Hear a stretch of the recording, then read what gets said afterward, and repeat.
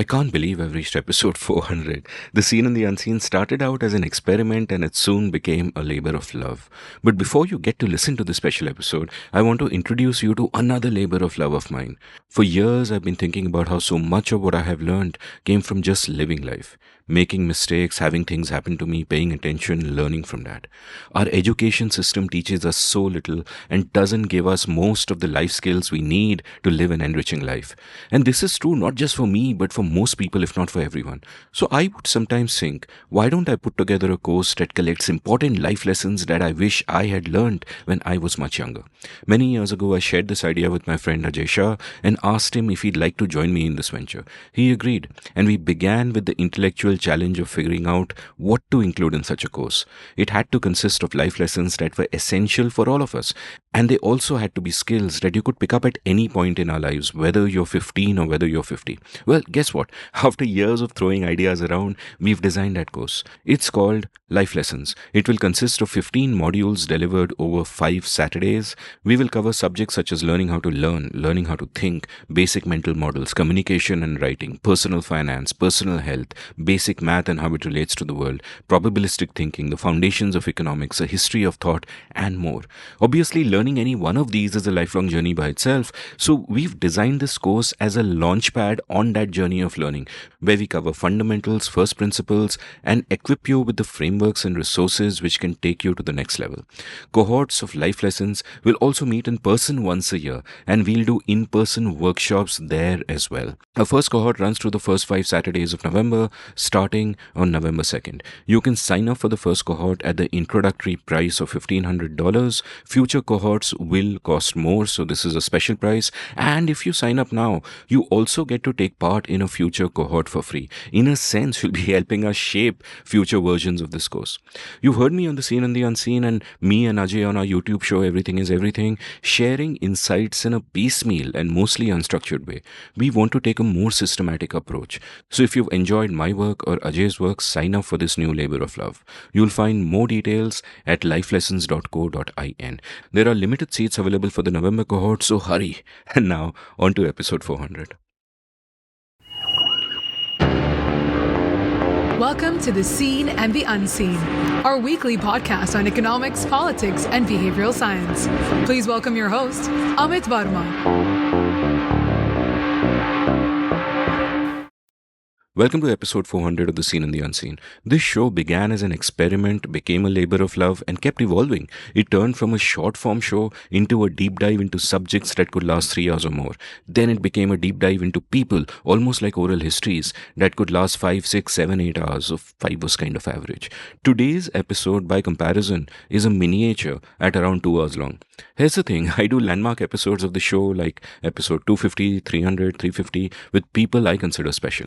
So for episode 400, I wanted to record an episode with Shruti Rajagopalan. We've done 18 episodes before this, but always on limited subjects, most of them back in the day. I wanted an exhaustive life and times of Shruti Rajagopalan.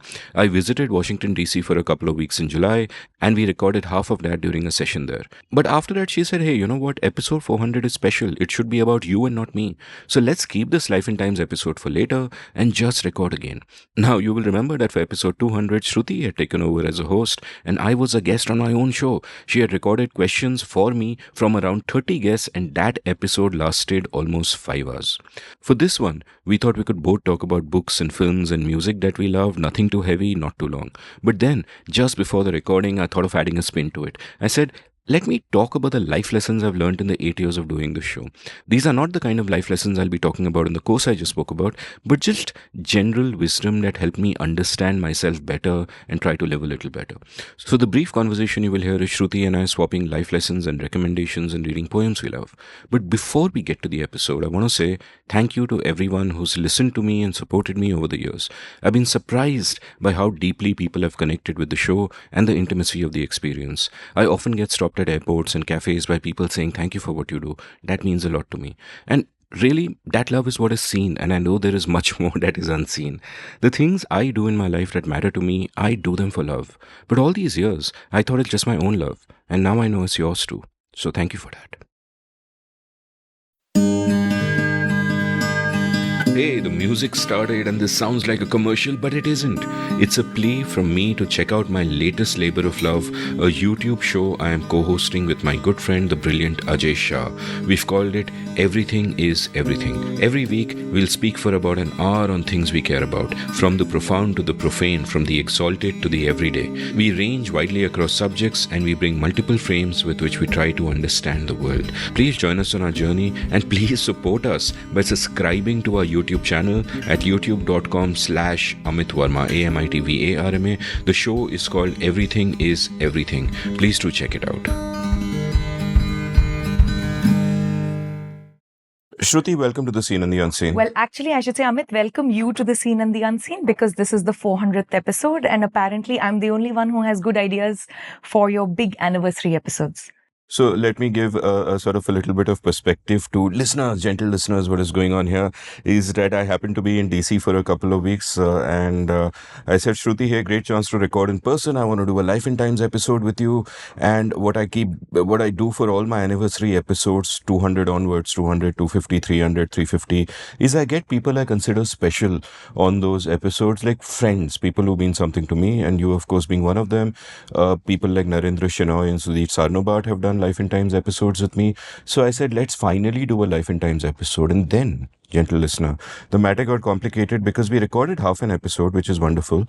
And we said, okay, we'll do the rest some other day. And then Shruti said that ये नहीं चलेगा, कुछ special होना चाहिए. तो एक episode करते हैं for like we'll do Life in Time separately. एक एपिसोड करते हैं where we talk about things we love like books, music, films, etc. etc. And so we went back and forth a little bit. I said उसमें special क्या है, वो तो करते रहते हैं. But then eventually she insisted, because that was a grand design. I gave in and I added a bit to that. And the bit I added to that was this, that I was describing to someone I met that what is most rewarding about this show to me. And I felt that when the show changed its format and got to these longer life lessons kind of episodes, I felt that what I really loved about them was that so many of my guests were leaving a piece of their soul on the show. They were just kind of putting it out there, and I would often also open myself up and be vulnerable and put a bit of myself out there, but not to that extent. So today I thought it'll be interesting if, we structure it in the sense of there are a few things that I've learned about the world and myself and this journey over the years. So I don't want to sound pompous, but there's a great phrase I love from a film I love called Life Lessons. It's a Scorsese film where Nick Nolte, who would be cancelled today for being fairly toxic, but in a different context, he uses the phrase life lessons that are priceless. So I'm just going to share 5 of my learnings, and around those learnings, we're going to talk about books and films and music that we love, but this is not some forced kind of LinkedIn lessons episode where we will connect the lessons to the books and all that. We won't do that. Yeah, because Amit refuses to prep. I have been asking him for lists and material. He has just showed up and over 2 cups of coffee made some random notes and sent them to me. So this is definitely not a LinkedIn post because Amit is not capable of it. Are you? That's the greatest insult ever. LinkedIn episode. It's a compliment. बाएं हाथ का खेल है. Yeah, no. So yeah, I mean, I've been like recording 7 episodes in the time that I'm here, and shall we start? Yeah, the only addition I have to that is, Amit and I started recording this episode, and only after we started recording, I realized he intended that as the 400th episode. And the reason I thought that wasn't special was twofold. One, it didn't have a clear theme going in or coming out of it. It was just one of the conversations we were having. But I think what Amit was trying to get at is how one learns, how one forms their taste, how one stays curious, right? How learning is not a thing that you do in school or it's like a lifelong thing. You're learning all the time, you're absorbing all the time. And I wasn't very happy with that episode because I feel like, or that conversation rather, which I'm really hoping we shall, but we can discuss that later, is these lists of important books and it just doesn't feel quite right. So I feel like we needed something else. And of course, 400th is special. I still get emails from Amit's listeners about how special the 200th episode was. So I forced Amit to come home on a Sunday as my dogs sit under the dining table and kind of hang out with us. And I'm forcing him to record this. So Fingers crossed, and we hope this turns out great. Yeah, no, this is absolutely crazy because we recorded half an episode and I was sneakily trying to get in a Life in Times episode, but I told her this is going to be about learning how to learn. So the first half has some Life in Times, has a lot of dope on learning how to learn, which is fantastically useful. So we will sort of release it after we record the second half, and it might even be at the end of this one. If this is a short one, we'll just tag that on and this will become So lazy, Amit. a So nice lazy. long one, or we can do a separate one, but we'll see. But Okay, so let's start. So, one of the reasons I look to you more generally is I feel like, I mean, one, I've known you a long time. Even before I knew you, you seemed like this fully formed human, right? Like with great taste. And anytime I asked you anything, you had like encyclopedic knowledge about like authors and film and this and that. So I feel like one, a lot of my tastes have been informed by you, by the blog, by the podcast, and so on. But also, you are at an interesting age now where it makes sense to look back. I feel like anyone who looks back before 40 or 50 is doing too much of it. You know, it's almost like, you know, you plant a seed and then you keep opening it up to see if the seed is germinating or not. So enough time needs to pass that you kind of think about something, try and find a coherent narrative around it or meaning around it in your own life. So that's the other reason this one kind of makes sense. Amit turned 50, so this is extra special. So let's start with the first big piece of your soul you want to leave. So actually, it relates exactly to what you said because, so dear listener, Shruti and I met, I think 15, 16 years ago. You were a college student. Maybe a little longer. Maybe a little longer, 18, 19 years ago, whatever. So Shruti was a college student at the time and I was blogging at India Uncut, which was a fairly big blog. So I don't even remember how we first got in touch. But for me, she was just this enthusiastic, gurgling student, extremely smart, etc., etc. And it could have stopped there. Many enthusiastic young people stop gurgling and stop being enthusiastic and stop learning about the world. But Shruti, over the years, and it took me time to mentally adjust to this, this is not that person. I think you became a force of nature that you almost, you didn't reshape yourself, but you continued deepening your sense of self, learning new stuff, changing the role that you played in the world. And like every time I meet you, and I feel this of two people, you and Pranay Kotasane, that every time I meet you guys, I feel that you've expanded cognitively, both of you, that I'm learning something new. And today you're a force of nature. You have an enormous impact on the ecosystem of ideas in India, which, you're on the down low about that. You don't talk about that, so I won't either, but it is absolutely enormous. And it ties into to my first lesson. And my first lesson is a quote by Bob Dylan: "He not busy being born is busy dying." And I think this is super important because what happens in life, and what happened to me for a while as well, is that you get into a certain groove. Let's say you're a young person, right? You follow a particular groove. Like in my time when I was growing up in the 80s, it was like engineering karo, medical karo. I avoided all of those. But you get into that groove. If you're a young person, you might think, okay, this is my path. This is what I will study. This is what I will do. I will get married. I will have kids. I will be vice president. I will buy a house. I will go on foreign holidays. I will retire. I will get dementia. I will die. Though you don't explicitly spell out the last couple of those, I guess.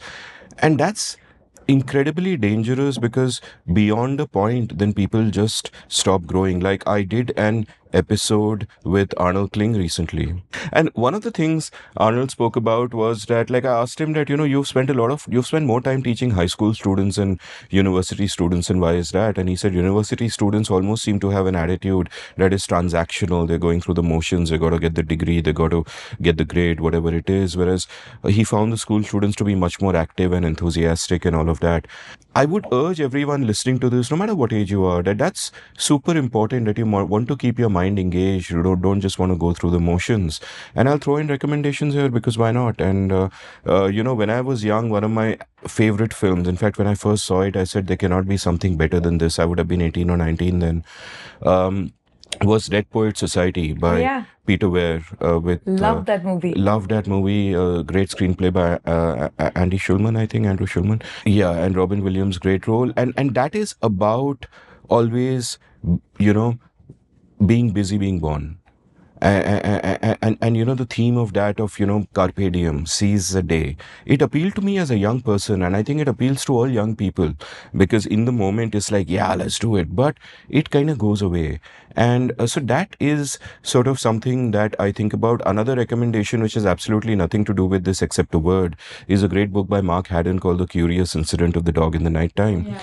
And it's an absolutely lovely book, written from the point of view of a kid who I think has Asperger's, and takes us into his head, and a dog has died. He's trying to find out why. But that word curious, you know, is important to me, that you always have to be curious, you always have to learn something new. And I just feel that this is really, you know, a huge part of how I want to shape whatever, you know, I do in my life, that you've always got to learn new things, and you've always got to be busy being born, as it were. Yeah, you know, so some of it is inadvertent because, you know, it's hard to explain why we are the way we are. Um, but some of it ties into what we were talking about the other day, which is the way the Indian education system is structured is you learn to achieve a specific endpoint, right? And then once you achieve that endpoint, that learning is not exactly meaningful, right? I'm one of the very few people who actually uses her undergraduate college degree, in that I teach some of that material that I learned even today. But for most people, what they learned in school, you know, whether it's trig or calculus or whatever they learned in college, it's fairly irrelevant. You kind of learn on the job. You use your smarts, you learn from the people around you, and you carry on. So this particularly pertains to India, that this idea of learning from books and things around you is to reach an end goal. It's instrumental learning, right? It needs to take you somewhere. And now the terrible version of the instrumental sense of learning is it's signaling, right? So whether you've learned something or you've actually not learned it, as long as you can signal it, that's sufficient. So a lot of times people are not actually even reading because of curiosity, or reading or listening to music or whatever it is. They're not doing it because it brings them joy. I hate to sound like Marie Kondo, but it has to bring you joy, right? If something doesn't bring you joy, then you don't wake up the next day and you try and do it again and again and again. So in that sense, I feel like our overall education ecosystem has also corrupted everything else in life that's worth doing, right? You go to a museum because then you can talk about it at some elite cocktail party or something like that, or at least to put pictures on Instagram that you went to such and such museum, and you must be a highbrow person with highbrow taste. Hardly anyone goes just to see what's in there, right? And I think that's the thing we need to cultivate. Would one do this even if they told no one about it and they couldn't use it to impress anyone, and so on and so forth? Who you are is what you do when no one's looking. That's another one, right? So I think that's a part of this whole idea of, you know, also, by the way, this is a quote in Shawshank Redemption, get busy living or get busy dying, right? Andy says this. That's another nice movie for other kinds of life lessons, which is, you know, how things compound and the value of compounding, which we can get to later. But I totally, like, I mean, at the core of it, I agree with you. Now, if I were to try and make this a little bit more actionable, because this is something people keep writing to me about. Maybe it's also the fact that I'm at a university. People like to ask for like listicles, reading lists. This stuff comes to me all the time. My general sense, and maybe this can even be a separate life lesson, is you want to do things that kind of engage you and engage your curiosity. But if you give it up because it's too hard, then it doesn't make sense, right? So there is an interesting line there, because nothing's going to appeal to you the first time. The first time, you know, one listens to classical music, or the first time one reads one of the great classics or Shakespeare, it's like, what is this thing? It's unreadable. It's unbearable. Who talks like this? Who acts like this? Who sings like this? And then you start understanding the beauty of it, but you need to give it enough time. So there's a trade-off between abandoning it too early or like sticking with it just because it's hard and just because it's a classic. So people need to find their own balance in that space. But I think that's the thing each person needs to figure out for themselves. So one, it should spark some joy. It should spark some thought. They should be engaged with it. But not give up on it when it gets too tough. If it gets too tough and you give up on it, it means it didn't spark as much joy, or you might just be lazy that day. I mean, the way I think about it, like advice that I give my writing students about reading, one of the pieces of advice, and I think this comes from actually something Tyler Cowen said, is that, if you're reading a book and you're not enjoying it, don't force yourself to finish it. Like the way that I think about it is that, and I'd like everyone to do this exercise because it's useful. Think of your life expectancy. Give the most optimistic number you can, which will tell you how many years you have left in a best case scenario. And then think of how many books you read in a year. Again, take the most optimistic assessment, and then multiply the two numbers, and that's the number of books you can read in your lifetime. And it is so small, it's ridiculously small. And therefore it's important that if you're not enjoying a book, don't commit the sunk cost fallacy that, oh, I've read 100 pages and I have to finish it, and do it for that reason. And also don't do it because someone's told you that, oh, this is part of the canon, you have to read this, and you gaslight yourself and start feeling inadequate because, oh, if I'm not getting this important book, something must be wrong with me. And I would say, first of all, it is deeply, deeply toxic to think of there being a hierarchy of books, that some things are literature, some things are airport fiction. No way. So my metric for really reading books is that, number one, if the book gives me joy, if I'm really enjoying it, if it's a good story, then I just keep reading. I won't stop myself. And number two, if the book is, it's hard to read, but nevertheless it is knowledge that I want, that I cherish, then I will make the effort to go through it. But those are the only two reasons in my way. It either gives you enjoyment or it gives you a certain kind of knowledge that you really want. And the other aspect that I thought of from what you said is the importance of intentionality. That you need to, instead of going through grooves in your life, you need to sit down and think, what should I be intentional about? Like, you should be intentional about your self-improvement. You should be intentional about friendships and relationships, and we'll talk more about that later in this episode. And just figuring out that what are the things that really matter and what should I be intentional about is super important, because our default mode is not to be intentional about any of those things. I agree, but here I would say, even the I guess the side note or the footnote to this, do you read it just because it's in the canon? Sometimes yes and sometimes no. And in the following sense, I've started Gone with the Wind and given it up a couple of times. I just can't be bothered. And it's not because I can't read big books or, these epic stories. In fact, the joke in my house, Nandu is always saying that if a book doesn't have a family tree in the beginning and it's not like a multi-generational epic, Shruti is probably not going to read it. But I just couldn't get through it. Right?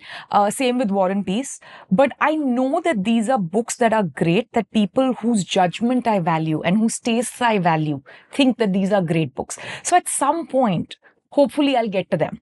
Right? But I'm also like not going to pressure myself and just read War and Peace because, it's the thing that you do and you must read it. It has zero signaling value in my life. Like, I couldn't be bothered.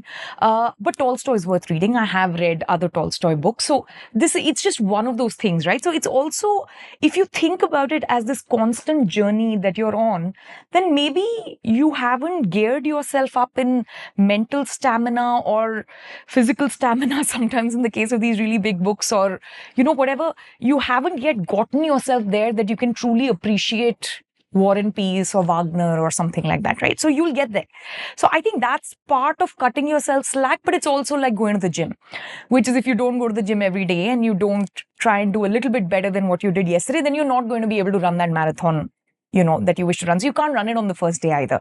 So I think it's the canon part of it is very much linked to the lifelong curiosity part.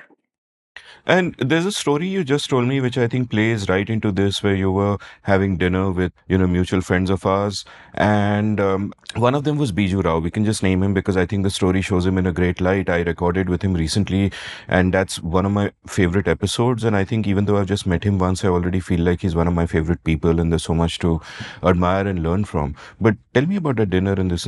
So, this is a lovely dinner. I usually don't talk about, people and friends we meet. One, because because it sounds like obnoxious, name dropping. I'm surrounded by world-class economists. But the other part is I don't know if I have permission to quote bits from the meal. But we were talking about something that he's working on. I was telling him about this paper I read, which by Dick Wagner, which might be useful input into what he's doing. And suddenly he was like, oh, that's such an interesting way of looking at this. And then, he kind of thought about it for a couple of minutes and he said, gosh, Shruti, every time I meet you, I learn something new. And my response to him is that says much more about you than it says about me, right? It's not that I'm passing on like some great piece of wisdom or, it's just he is the sort of person who will learn from every person he meets, from everything he reads, from every, even when it's like a conversation where there are 20 people at a table and you're like, talking about passing on a reference or two. He's just that kind of person, which is also why he's such a deep thinker. It's also why he's such a great economist. He's so multidisciplinary in his way of approaching the world. He's so multicultural, in the way he approaches the world. So, that's the sort of person I generally wish to become. That whoever you're with, there's something to learn. There is something that you can very easily extract and take away because that's the intention with which you meet people. It's not just a casual dinner. It's not just gossiping about people. In fact, most of the people I meet, we rarely talk about people. We're usually talking about ideas, right? I mean, you've known me a long time. How much time in the years that we have spent talking to each other do we actually actively gossip about pata hai, isne kya kiya? We just don't, right?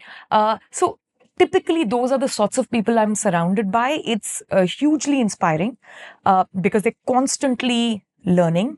And it's also hugely inspiring because you can see this with some of the most senior economists like Biju. It's a way of life. Right? It's not a thing that they are doing anymore. It's just like waking up in the morning, drinking coffee, brushing your teeth. This is just the way they are. And the way one develops muscle memory, it's a certain kind of mental muscle memory, right? Whoever you meet them with a certain kind of intentionality. You talk about the things people are working on, what they're thinking about. You learn from them. You really learn from osmosis. But to learn, by osmosis, you also need to keep yourself porous enough to those. So there's something going on there. Pranay, as you mentioned, I always joke with Pranay that, he's one of my students. And the moment he became successful, all of us are going to take credit for him. He took a class with me in such and such year or something.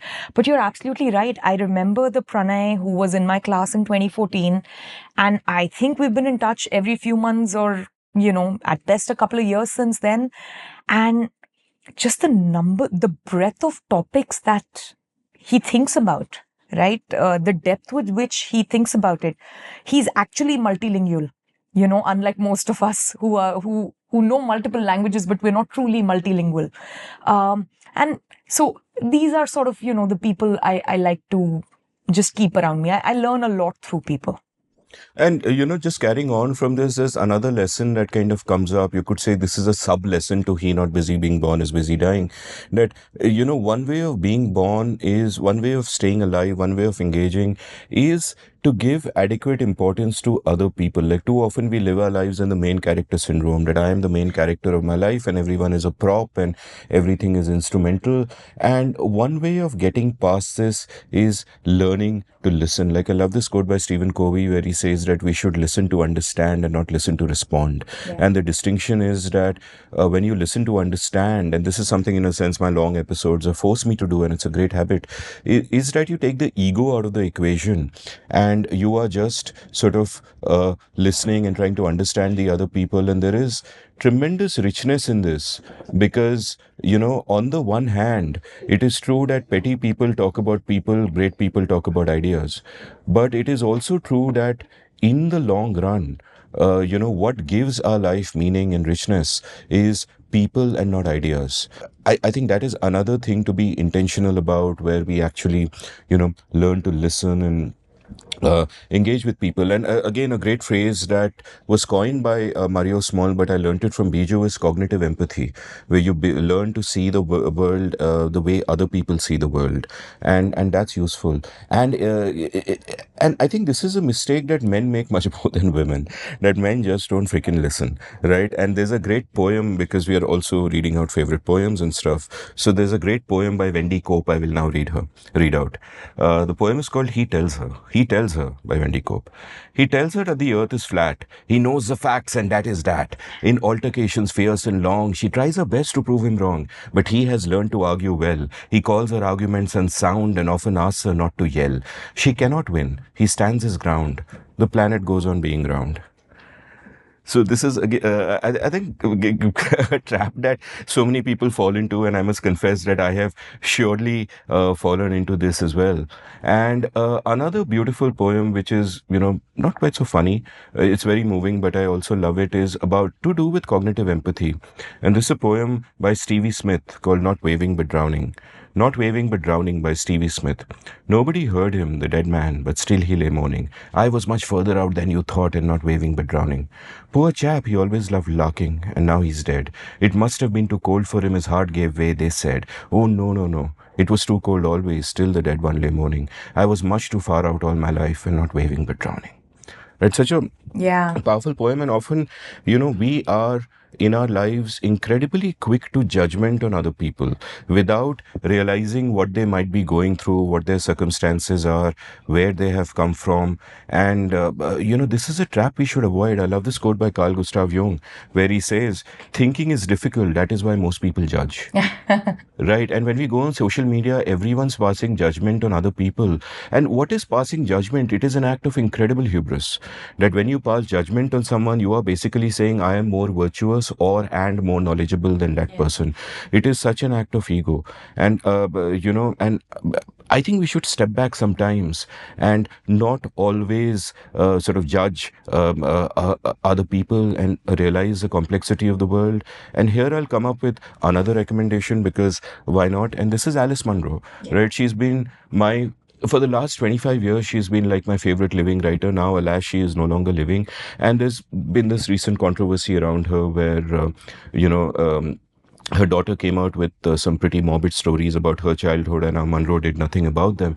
And it's very easy to pass judgment and say, oh, what a terrible person, cancel her, etc., etc. And I would just say that, I always suspend judgment in such cases, because the world is deeply complex. You simply do not know, what they are going through, what relationships are like. People contain multitudes, right? So I always separate art and artist. People contain multitudes, and it's so easy to pass judgment on others, and one would hesitate to do that. So I would just say that regardless of what you might think of her, I mean, to me, passing judgment is moot, because it's not like I'm having dinner with her anytime soon, right? So passing judgment is moot, but her work is magnificent. Her work embraces complexity, shines a light on human relationships. So I would recommend two books by her. One is, she wrote short stories, so these are both collections of short stories. One is called Runaway, and the other is Friendship, Hateship, Courtship, Loveship, Marriage. And my favorite short story of hers, which I'll link from the show notes, is called The Bear Came Over the Mountain. Yeah, you've talked about that one before with us. Yeah, so I mean, actually, I've talked about everything I'm talking about now before, but I guess it's all collected in one place in this sort of life lessons kind of moment.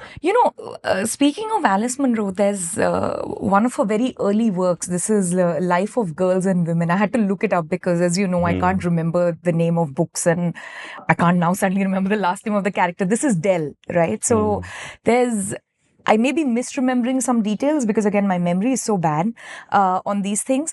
But there's this bit where they're doing a stage play or an opera or something like that in school. And they're I can't remember the exact sentence, but it's something like, we can't remember a time before the whole universe was engaged in the, trials and tribulations of rehearsing for and putting up this opera or operetta or whatever it was. And that's also, I think, a reason not to judge people too quickly, which is we don't know what context they are in in that particular moment, why they are so panicked or why they are so frustrated. And this happens all the time on social media, right? Like some people of these days started calling it Trump derangement syndrome, right? This idea that, if Trump wins again, it's going to be the end of democracy, it's going to be the end of the world. And yeah, we do judge people who are not doing deep analysis and really carefully thinking through how this is going to play out. But on the other hand, we should also not be too quick to judge, those who are feeling very panicked in that moment. I think it's more useful to try and understand, hey, what is making someone panic in this particular way or act out in this particular way? And things that meant the world to us many years ago don't mean that much anymore. I've always experienced this, when now I see younger people who are getting married. There's a very unkind term, bridezilla, that they use for the young women, the bride who's like so obsessively into the preparations for the wedding that they've kind of forgotten everything else going on in their life or what's important. And sure, that happens. And then they just kind of reset and go back to normal, right? So I think that's the other reason we shouldn't be so quick to judge. We don't know what's happening. I think Monroe is beautiful when she's describing those kinds of complexities. And it's part of her coming of age theme in the book that I'm talking about. But it's something feels like the center of the universe or your whole universe at a moment in time, and then it kind of goes away. A book recommendation I do have to overcome it is Gulliver's Travel. Right? This is a special book. I have read it since I was a kid. It's actually funny that my dad told me when, do you know these tiny children's abridged classics? They were like kind of 5 inches by 5 inch, like tiny books. They have an illustration on one side and some really large font text on the other. So I think that's the way I read Gulliver's Travel the first time. Must have been 6, 7 years old.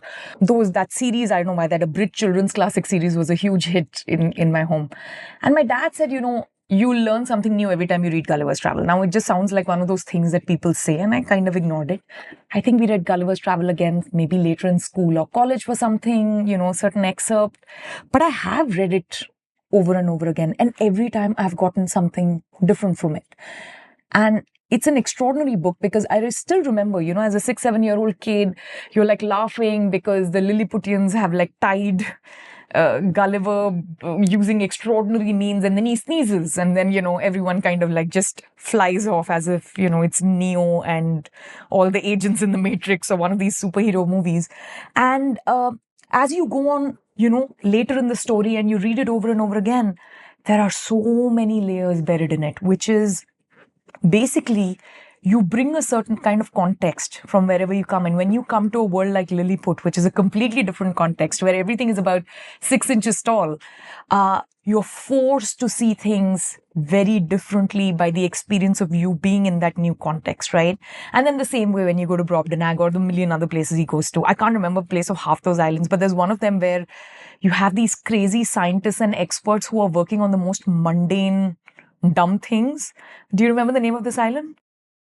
I forgot. Yeah, so I'm the same. Yeah, I can't remember a damn thing. So maybe your listeners will know. So much of that, when I read it like more recently, there was a new edition that came out. I was like, wow, this is really about expert failure, right? And this kind of elite expert failure that we're going through. Of course, it's told in a very satirical way and, so on. I remember I think maybe in my teenage years when I read the full version or maybe a slightly less abridged version, I remember looking up the word Yahoo. Because, Yahoo was this internet company that had come up. And in Gulliver's Travel, there's a place where he's talking about these brutish Yahoos. And I'm like, is this the origin of the word Yahoo? Because for me, the origin of the word Yahoo is Shami Kapoor, right? Like for like most Indians of my generation. And so whether it's like a new word that's kind of just made it in why is someone or when is someone a brutish Yahoo? When is someone a scientist who's truly worth marveling? And when is someone a scientist who's just obsessed with the mundane? And this is clearly going to be the most useless thing in the world. That becomes hard to tell, but there's also some, there's a satirical way of telling it. So that's a book I really love. And I feel like if you truly understand and absorb Gulliver's Travel, I think the judgment will start disappearing from one's own life. So speaking of Yahoo, I remember in the mid 90s, the first time I heard of this internet was when I read this article, not on the internet, obviously, because it hadn't reached us yet, but it was in this magazine which spoke of this bunch of Indians who were part of this new online society, and one of them was Shammi Kapoor. And so when I saw the name Yahoo, I said it must have something to do with Shammi Kapoor. I really thought that right at the start. And, another sort of book recommendation, I remember I was on the flight to DC when you messaged me about the Monroe thing and how disturbed you were. And at that time, I was reading a book by David Brooks called How to Know a Person. And in that, he speaks about another book which I love by Vivian Gornick, Fierce Attachments. And in Attachments, there's a lot of sort of beautiful writing about Gornick's relationship with her mother. And Brooks writes about that to talk about the complexity in such relationships and how insane it is, and you never really know what's happening, and etc. etc. So, since that came to mind, I'll recommend Vivian Gornick, not just Fierce Attachments, but also Odd Woman in the City, which is just a masterpiece and something that everyone should read. To give you an example of how one learns, Amit was here last week. He told me about the books. I immediately ordered them. They've shown up. They're sitting on the desk in the other room. But are you going to read them? Of course I'm going to read them. But I'm not going to read them the second you tell me to read it, right? I mean, there's a bunch of books I need to finish. There are things I need to read for the podcast, for something I'm writing right now. So I get to everything eventually, but yeah. So, speaking of the scarcity of time, which you have just brought up, it's a good time to sort of come to my second big learning. And my second big learning is also a lament in a sense. It's this great quote. I forget the origin of it, but my friend Gautam John first told me this when I was hanging out with him in Bangalore. The days are long, but the years are short, right? And I sort of a few weeks ago, I had Shefali Bhatt in my home studio recording an episode, and she told me her 35th birthday is coming up. And I said, listen, I want to give you a piece of advice. After your 35th birthday, your next birthday is going to be your 50th, right? And this is not entirely like glib and tongue in cheek and whatever, but it's the years pass really fast. And I recognized it viscerally. I think all of last year, I went through this mental crisis where I thought, okay, I'm reaching this landmark. And I just feel the years like mentally, I'm still in my 30s. Mentally, all my friends are still in their 30s. Life is still like way ahead of us. You are still a college kid. And it's like Lennon once said, life is what happens to you when you're busy making other plans. That the years just slip by. And part of it was, of course, a lament because I realized that there are so many things I wanted to do that I haven't done at all for lack of discipline and all of that. Great things have happened to me. I wake up every morning thinking how lucky I am to do things I love and not have to worry about money, like this podcast and so on. But things that are really core to me, like writing, especially writing fiction, I simply haven't done, and I have to redeem myself there. And the lesson there is that this is something that we should be aware of. When we are young, we have sort of this illusion of immortality that we will live forever. There is time, and the days bleed into one another, and before you know, a lot of time has passed. And this is something I'd urge everyone to sort of keep in mind, that time passes really fast. So, be intentional about what you want to do, where you want to go. And, my next piece of advice also has a bit on this, so I won't get into that. I'll just get straight into recommendations. And one film that I absolutely love, that is absolutely divine, is a film called The Dead by John Huston. I've spoken about it before somewhere or the other, I think. The Dead is a great short story by James Joyce. It was part of his collection Dubliners. And John Huston decided to make his last film on it. And at the time he made the film, he was dying. So there is, and his daughter Angelica Houston, great actress, played the lead role in the film. And I'll link to a scene from the film where at one point the character played by Angelica Houston is going up the staircase and she hears a piece of music and it invokes a memory from long ago. And she looks down and she's incredibly sad, and you see the sadness on her face. And at the time of shooting, below the staircase, her father, John Huston, was in a wheelchair, and she looked at him and she knew he was going to die. So that's where the sadness comes. So just a great moment. And it's also like, I won't give a spoiler, but I think the sort of end of the film also focuses on this theme, the passing of time, and how the decades kind of just slip by. So that's a masterpiece, I remember. Let me try and bring the bright side to the days are long, but the years are short. through another very depressing book. And I'm sure I keep butchering his name. Anyone who knows Russian, please forgive me. But this is Alexander Solzhenitsyn. And the book is One Day in the Life of Ivan Denisovich, which is Masterpiece. just one of those greatest books. And it's literally just that. This is someone in a Russian version of a concentration or Siberian camp. And it's just like a Soviet labor camp and what the prisoners are going through. And the protagonist is Ivan, and what happens to him through the day. It's literally just one day. It's very vivid and very descriptive. But the first time I read it, I think I was just in shock. Because there's no way someone like me can ever feel what it's like to be in the shoes of someone who's in a labor camp. The fact that he made me feel this through this novel, it was deeply jarring. Like, it was just a very disturbing read. And it's a very short book, so I recommend everyone reads it. But the second time I read it, I realized that what they're really trying to tell us is just focus on the next thing and the next thing and the next thing. Just focus on not dying of pneumonia, making sure you are warm, making sure you can get that extra half piece of bread, all the things that Ivan is trying to figure out through the day. And this too shall pass, as it invariably does. So the days are long and the years are short actually cuts both ways, right? So if you're going through a really hard time, it will pass and you will move on to the next thing, and something good will come out of this too. But again, this is a book of intentionality. Even when you're stuck as a prisoner in a labor camp, you really need to think about, you have to strip away everything, right? You have to think only about what's important, taking the next breath, putting the next foot forward, not getting caught, not dying of pneumonia, making sure your stomach is full so that you can actually accomplish the task so that you don't get beaten by the supervisor. So sometimes being in a bad place also strips away all the other nonsense from life, and you just have to get through it. And then when you get through it and you come out on the other side, you're like, oh, yeah, it seemed hard at that time. Was that really that hard? And, so there's a bright side I see in some really depressing books, and this is one of them. It's a great book, and it's one I would have recommended, but I completely forgot about it. And I remember Solzhenitsyn.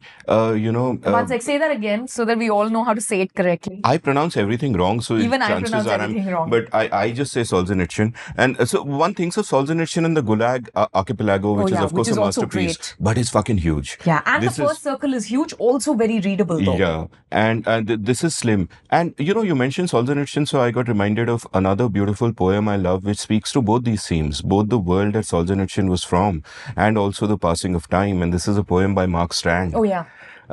You Can Always Get There From Here by Mark Strand. A traveler returned to the country from where he had started many years before. When he stepped from the boat, he noticed how different everything was. There were once many buildings, but now there were few, and each of them needed repair. In the park where he played as a child, dust-filled shafts of sunlight struck the tawny leaves of trees and withered hedges. Empty trash bags littered the grass. The air was heavy. He sat on one of the benches and explained to the woman next to him that he'd been away a long time, and then asked her what season had he come back to. She replied that it was the only one left, the one they had all agreed on. Such a beautiful poem, and that evokes something else also. Yeah, and I want to read out another great poem by someone I actually used to know in a manner of speaking. This is a gentleman named Dilip Chitre, a great writer, great translator. Absolutely. In the 80s, he once wrote to me and said, I read this column of yours and I really liked it.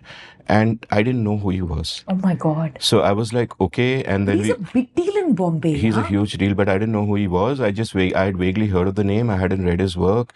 So we added each other on Facebook. And every once in a while, it would be like, Facebook had those things, sends you a hug, sends you a handshake, sends you whatever. And he would keep doing that. And I would do polite. And I had no idea.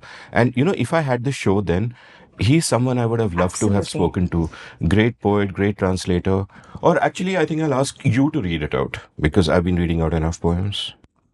Father returning home. My father travels on the late evening train, standing among silent commuters in the yellow light.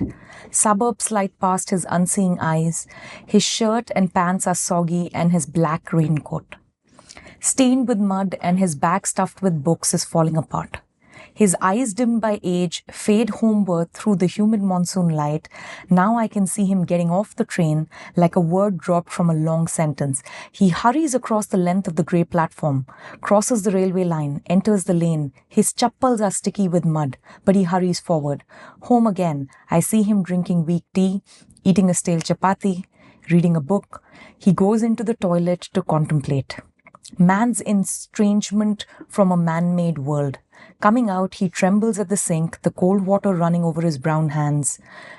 A few droplets cling to the graying hairs on his wrists. His sullen children have often refused to share jokes and secrets with him.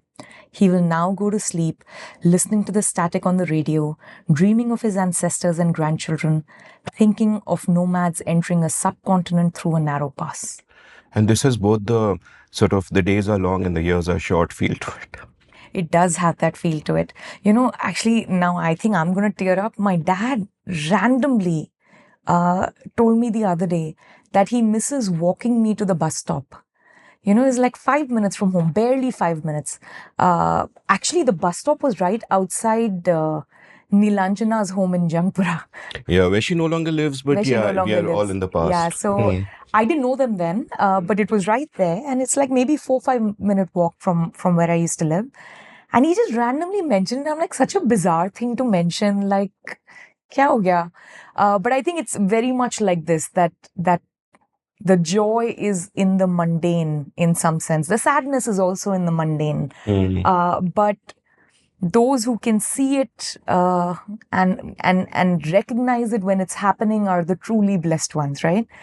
So, I mean, of course, there's a certain amount of gratitude and blessing, even if you recognize later that I had the sort of parent who liked walking me to the bus stop and who cherished that. But if you're able to recognize it in that moment, that's even more special somehow. And the language is just small. Like some of the sentences in this poem are like incredible. Like, you know, I can see him getting off the train, like a word dropped from a long sentence. Yes. You know, you immediately zoom up in your head and you can see all of it. So, and of course, the way it ends. So, my favorite line might be suburbs slide past his unseeing eyes. Yeah. Right? So early on, it just tells us what's going on with this person. And also, like, you get that sense of someone who's trying so hard. But it's still so hard, right? I mean, it's just, this is the story of, I think, this is why I always feel a little bad when everyone's making fun of the Indian uncle. You know, I kind of feel a little bit, I know it's a very modern young feminist thing to do. To sort of ridicule the Indian uncle and so on. But they also have really tough lives. You know, it's kind of like the weight of the world upon them, you know, so to speak. It's a very different weight from the kind of weight women carry. But women's lives are so circumscribed. In that sense, sometimes the weight upon them also gets circumscribed within what that life can fit.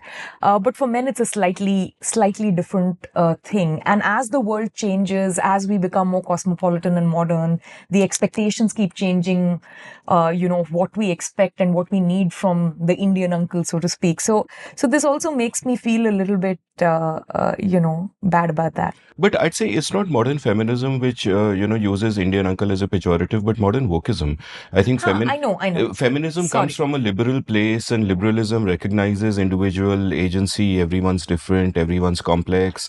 So I don't think feminists judge, but I think too many people, carried away by modern extreme ideologies are always judging others. Like, I'll often hear the phrase, sit down, uncle. And I think it's such a, I mean, no one's ever said that to me, but I see, but I see other people say it to others. And I'm like, do you realize how incredibly rude that is? Would you ever say that to somebody's face? That someone you love. And to someone you love, and and you're making yourself out to be so superior. It's such an act of hubris. I remember, Shrana Bhattacharya, I was doing this book event with her, and she gave me what I considered then was the ultimate compliment. She said, Amit, you're the anti-uncle. And I was like, yeah, that's a nice compliment. Thank you. And later I thought, why am I seeing it as a compliment? Because it, again, is playing back to that sort of stereotype of what an uncle is like. But in the end, all of us, even the women, we are all going to be uncles one day before we go into the shade. Yeah. And, this... So, here there is a question of being quick to judge, but not too quick to judge, right? But it's also how the judgment comes about. Uh, and this is where I think the humor becomes extremely important. And sometimes the humor can be patronizing and making fun of someone. And sometimes the humor can just be, can you see the humor in this situation? And for me, there, Wodehouse is like the master of this, right? Like it's really, and there's this whole thing about how in comedy one should punch up and so on. I don't know the details of that. I'm not in that business. But Wodehouse is a classic example of taking like an entire class, like the British aristocracy at a certain point in time, and just talking about the things that they are embroiled in are so mundane and they really don't matter. It's almost the antithesis of the poem you just asked me to read, right? Which is here the mundane is about every little thing that dots this person's life and what is separating him from his family and his work responsibilities and the commute and the stresses of an urban life and so on and so forth. Whereas in Wodehouse, there are no stresses, which means one must find other things to, keep the absolutely, I don't know, rich and privileged and bored engaged. And it's things like stealing a, cow creamer or whatever, all the crazy things that sort of take place in a Wodehouse story. But I think there is a way of judging where it's not about judging an individual person, but just trying to understand where this is coming from. And then you judge the entire class of people or, at sometimes when you're reading Wodehouse, he's almost fond towards Bertie, right? Even though the whole thing is a critique on the Berties of the world. So I would actually say to the young woke people who are doing this, maybe if they sharpen the humor, it would get better. No, but Woodhousean humor also comes from a place of compassion and understanding. Exactly. So You have to truly understand it to Yeah. make fun of the entire group as a class. And that would be a contradiction in terms for wokeism. Like if people are wondering why I'm using it as a pejorative, just to sort of clarify that I consider myself a liberal and a feminist and anti-racism, anti-caste, all of those things. And I think wokeism begins where liberalism ends. Liberalism is all about respecting every individual autonomy, individual agency. Every individual should be treated equally.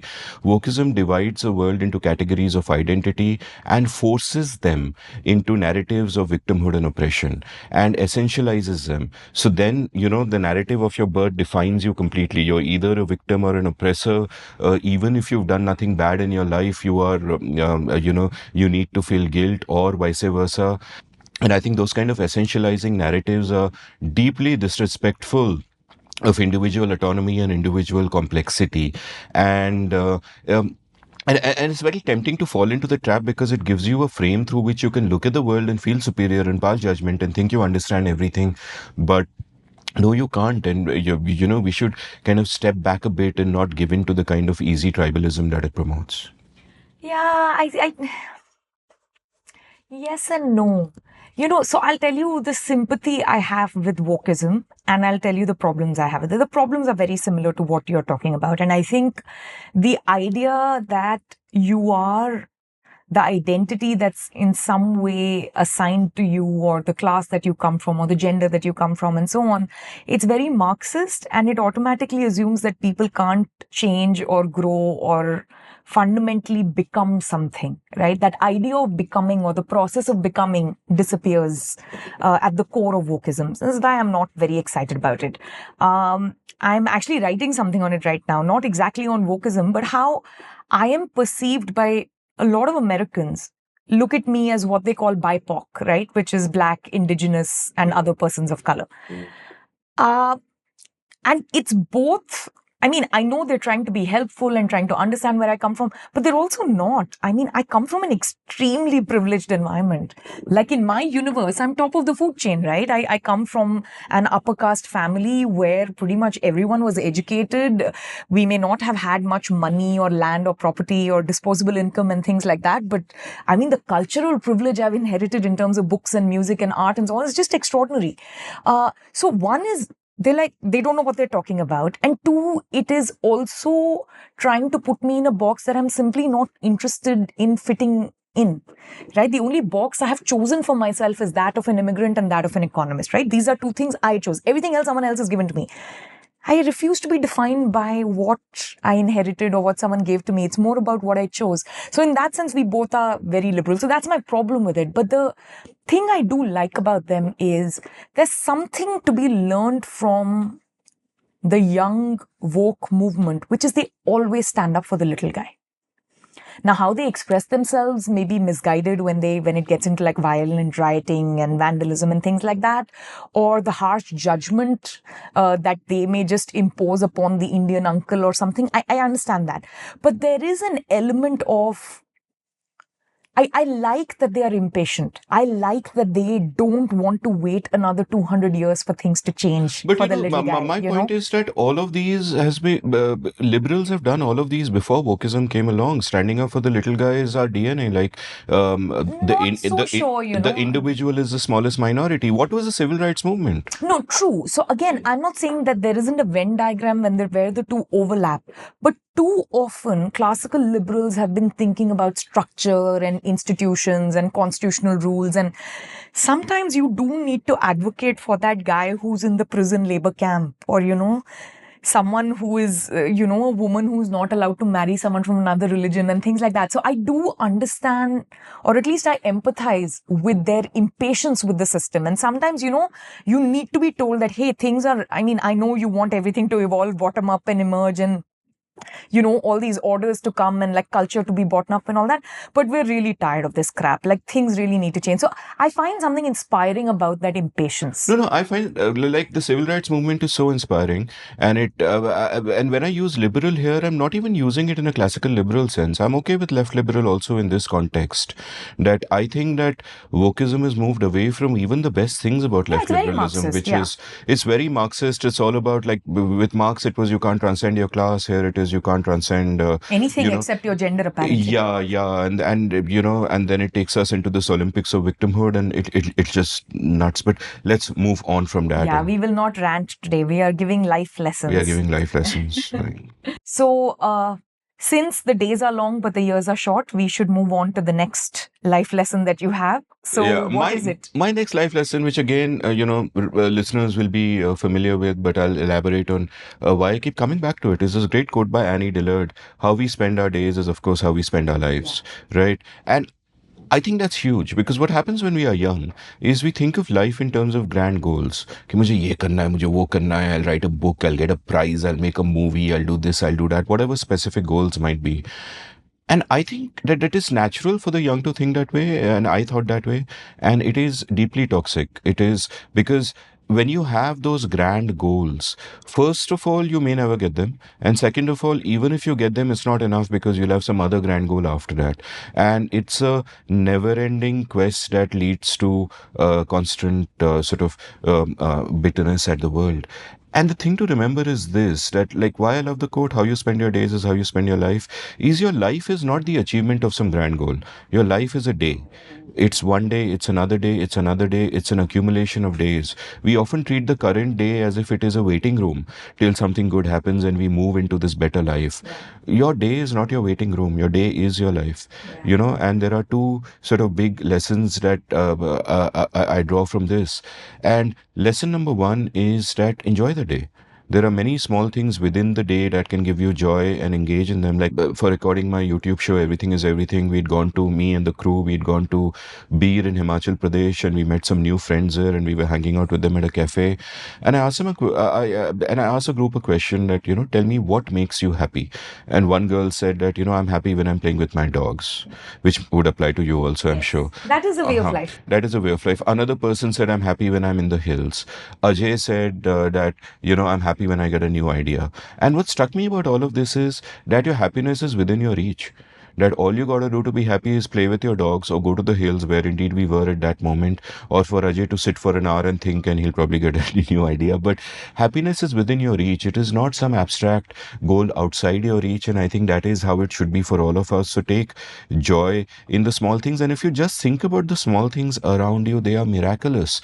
Like right now, dear listener, you're listening to two people in a faraway continent perhaps who are having a conversation, and you're part of that conversation, and that itself is magical. Everything about your life is magical, so that's lesson one. And lesson two is think about then the ideal day in your life. How should you sort of construct that ideal day? What are the habits you should build?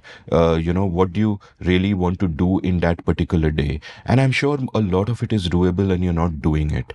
And if you just think about constructing my day, like today I will love whatever I do. Tomorrow, how can I build tomorrow so it is a good day for me? How can I build the next day so it's a good day for me? And that's a happy life. And that's all there is to it. And I have some subsidiary lessons that kind of flow from this, but first I'll ask you to react if you have any. Yeah. And, on this, I think there's also some luck involved in terms of the kind of temperament and life you have, the kind of family you're born into, the partner you've chosen. Because a lot of people are unhappy for reasons beyond their control, right? But you've known me a long time. And according to you, I'm like one of those happy, shiny, happy people, which people around me don't think that. They think I'm quite grumpy. But I think the important thing there is there are lots of little things that can make one happy. You just have to find it. Right. So it could be a piece of toast that was made perfectly. Right. And that could just give you some joy. It could be a piece of music. It could be something funny. It could be playing with your dogs. Actually, speaking of dogs, this also links to the previous thing we were talking about, which is the days are long, but the years are short. Dogs don't live that long.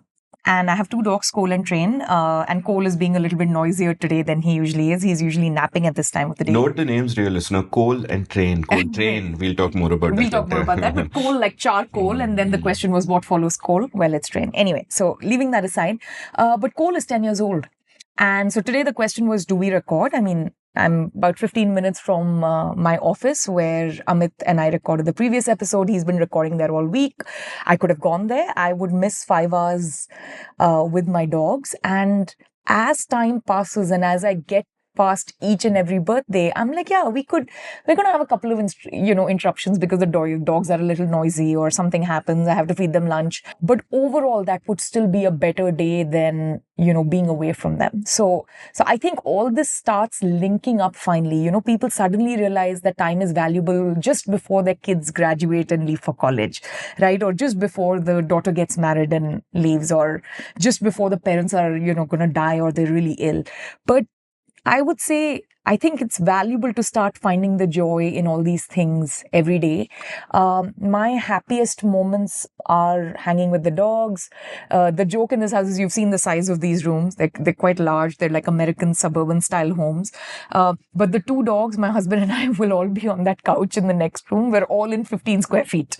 We're all like, kind of stuck to each other, touching each other. Someone will be reading something. Someone will be listening to something. I might be cooking. Something will be going on. But we're all in this tiny, cramped space, and that's generally what makes me happy. What makes Train happy is like a sprinkler system. You go for a walk with him, he'll see a sprinkler system on a hot day and he'll start running and he'll start playing. So those sorts of things I think are hugely joyous.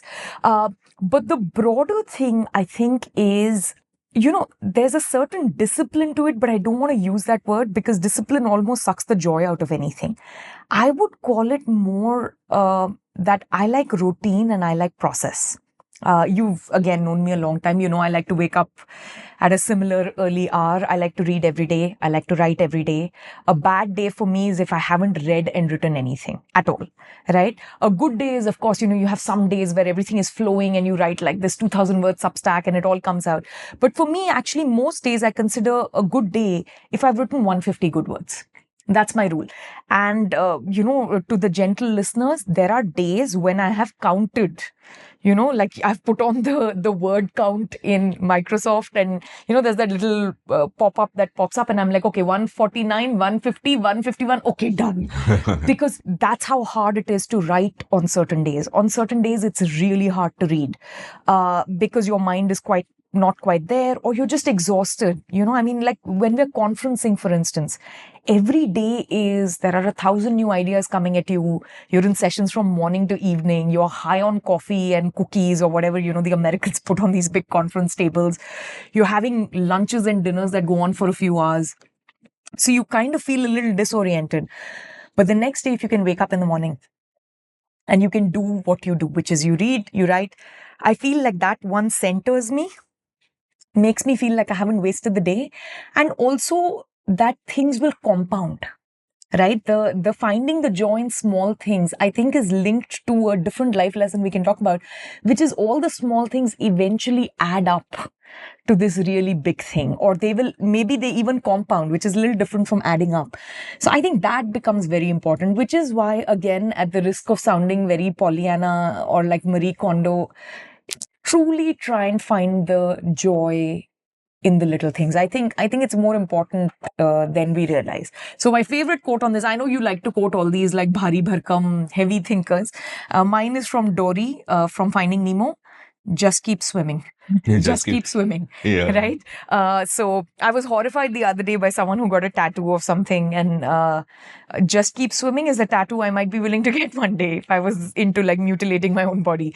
But yeah, that I think is really, really important. That's the most important thing. Do you wake up the next day, no matter how good or bad it is, you just start doing it, and eventually it becomes joyous. I'll come back to tattoos later. There are two tattoos I will mention in this show itself. But since you accuse me of quoting Bhari Bharkam people, I will quote someone who is not Bhari Bharkam, at least not to us, because he's a young man named Deepak VS I discovered through you only. I was chatting with him today. Yeah, and he said something beautiful in his episode with me where he said, how you do the small things is how you do the big things. Absolutely. And that is such an important ethic. And at this point, I want to relate a story. And it's a story I've related on Everything is Everything. And then I wrote a newsletter post on it. And then someone made a tattoo out of it and got that, literally mutilated their body because they were so moved by this. So here's a story. It's about the Soviet chess player Tigran Petrosian. And Petrosian one day is playing chess and he's in a tournament and his opponent needs a draw. Now, I forget exactly why his opponent needs a draw. Maybe he needs a draw to complete a norm, or it's a last round and he just wants to get away. And so he sits down, and after the game begins, after a while, he leans forward and asks Petrosian that, are you playing to win? So Petrosian says no. So then he thinks about this for some more time. He doesn't know what to make of it. But he's hopeful now because he's not playing to win. So he leans forward and says, are you playing to draw then? And Petrosian says no. So this guy leans back and he's thinking and he's looking around and he's like, then, okay, so why are you playing? And Petrosian says, I'm playing to play. Right? And this is a whole philosophy of my life, or at least what I want it to be, that play to play. Too often we play with a goal in mind ki I want to, do X because that's my goal, Y is my goal, etc., etc. Everything becomes goal oriented.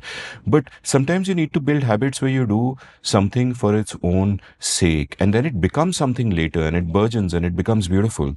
But I think you need to learn to play. And there's a fan of Everything is Everything, a man called Arya. He actually got I play to play tattooed on himself, which was both very moving and slightly, why are you doing this? But thank you, I'm touched. And I think and the bizarre thing is I Googled all over, I can't find that story anywhere about Petrosian. So I will, but I remember reading it in one of these old Soviet books back in the day, perhaps. And I'm sure we're getting the names wrong because you and I... No, it is Petrosian. Oh, it is? Okay. I'm the one who's always forgetting these names. No. I remember things that I read in my childhood super sharply, but I forget stuff in... Anyway, so so I play to play is sort of my big kind of sub lesson here. I have a couple of more sub lessons from this, but yeah, pay to play is great, but so I would disagree with you on one little thing. I think it's important to be goal oriented, but I think it's important not to be outcome oriented, in the sense that I very strongly encourage big, broad goals that people should chase. They should be driven. You wake up every morning wanting to become whatever human it takes to achieve that goal. Big, hairy, audacious, much like me. But I think that's a little bit different from getting the joy out of a particular outcome, right? So I see a lot of, when people ask me, for instance, for book recommendations, this is usually in the realm of economics, not fiction. They're like, okay, what do I read? I'll give them a list and they'll say, why should I read it? And I'm like, I don't know why. I mean, you should read it if you want to read it. I don't have...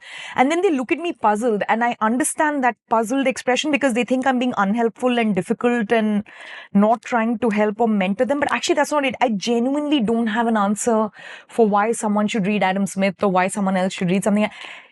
it's just what you do. You wake up every day and you read and you try and learn, and then you start getting better at figuring out what it is you like, how you curate what you read and what you consume, and so on. And I don't honestly have a better answer than that. So, this very specific outcome, or almost this instrumental way of thinking, if I read this, I will get that, which will get me that other outcome. And then I would say the broad goal is, I want to be someone who truly understands economics, or the economic way of thinking, or how a complex system like the economy works, right? I think that goal is super important. I think a broad goal like, I want to write a book on this, or I want to be the kind of person who writes a book and eventually becomes a published author. I think those are great. But I think I will read this book so that I can write this book review, which will get published in that journal or that magazine, and that will give me a high. I think that's a little bit useless. And I think it's a recipe for unhappiness. I agree, and I think like one should have goals, but the realization should be that you need to build the processes and the goals take care of themselves. So, of course, I'm not saying that you shouldn't want to write a great book or make a great movie or whatever, but how do you get there? Like some and piece of advice I give my writing students is similar to what you do for yourself, where I say that on a daily basis, the best way to build a habit is set yourself a small goal. I tell them 200 words, yours is 150. I said 150 good words, 400 bad words is my thing. I don't, yeah, that is, so whatever. I tell them just do 200 words a day. It is, we say 200 words in a minute. It's like super easy to just churn it out. So no matter how bad a day is, you do 200, and you won't always stop at 200. Some days you'll write 1,000. But even if you were to do 200 words a day, that's 75,000 words in a year.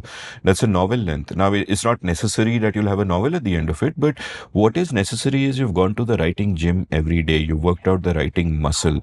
Just as to be healthy, you can't read a book on how to be healthy and become healthy. You have to do the work. You have to go to the gym, or you have to go running, or whatever it is you're trying to do. So it's a similar thing with writing, that building habits is just super important. And my other sort of sub advice that comes from this is, have a bias for action. Like when I think about the world, I think about how in everything that we do, there is a trade off between getting it right and getting it done.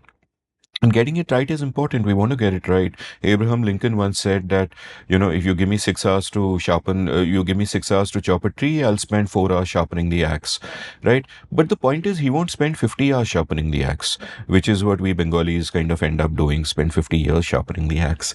And so, for creators especially, I would always say, err on the side of doing, of getting it done rather than getting it right. And in a sense, how you get it right is just by getting it done again and again and again. And getting it wrong lots of times. Getting it wrong lots of times. So, so just get it done, get it wrong. Eventually, you'll get it right on its own. But that iteration is what makes you better. And you have to kind of, have that bias for action, which plays off in many different ways. So here's a quote from someone who is actually a hero of Biju Rao. We just spoke about a big formative influence on him. This is Jiddu Krishnamurthy, who once said, quote, "One can go on endlessly reading, discussing, piling up words upon words without ever doing anything about it. It is like a man that is always plowing, never sowing, and therefore never reaping. Most of us are in that position, and words, ideas, theories have become much more important than actual living, which is acting, doing." So, stop quote. And that's what I'd say. I'd say that, like a right advice I give to my writing students often is that, think in terms of verbs and not adjectives, because verbs are action and adjectives are often empty. But a similar thing applies to life. And so in that context of, thinking of verbs, not adjectives, in the context of living also, I'm reminded of the famous studies by Dweck and Muller about, the growth mindset, where they did studies on a bunch of kids, and, they split the kids into two camps and gave them tasks, and one camp was praised on attributes, using adjectives. You are so intelligent, you are so smart. And the other camp was praised in terms of effort, using verbs. You tried hard, well done. And what they found in subsequent iterations is that the ones who were praised on attribute started doing worse, they started slagging off. They even cheated because they felt entitled to good results, while the triers kept trying. And when I think about this in the context of my own life, it cuts close, because when I was much younger, I thought in terms of adjectives. what would take other people 10 hours to do would take me a couple of hours to do. And I would, I never in my life studied for an exam except in the night before the exam, right? And I think you can get carried away with that. I think what is really important is to think about effort, to think about the verbs and not the adjectives, to never make the mistake of thinking I'm smarter than others or better than others, but just to work harder than others, and so that is, another sort of huge lesson. Yeah, and here I think there are some many things buried in here, which is, when you say focus on action, have a bias towards action and so on, I agree with that. But I would say there's a slightly more subtle thing. And this, I think, is the difference between, in some sense, our generation and the next generation. We had to really fight to get access to a book, right? Or to find an album. And, all these things were quite scarce. Now it's everywhere all the time. You tell me about a book, I just order it immediately, even though I'm not going to read it right away, but it's here, right? Anytime I want to pick it up, I can read it. Anytime I want music, Spotify will give me 50 playlists and they'll just kind of go on in the background. So I think there's a lot of passive sort of engaging with the world that happens. So of course, the worst of the passive is like the junk food for the mind, which is like you're doom scrolling on Twitter, or you're just like looking at reels on Instagram and things like that. And things are just being thrown at you and you're just passively absorbing it. And it's, the day is passing you by and so on. But the other part of it is, you can't learn very much that way, right? There are limits to how much you can learn if someone is just talking to you about something they read. Eventually, you will have to read it yourself, right? And that is hard because you'll have to put your phone away. You'll have to sit down. You can't play with your dog. You can't pay attention to the 50 things happening around you. You can't be in the car at the same time when you're reading or something like that.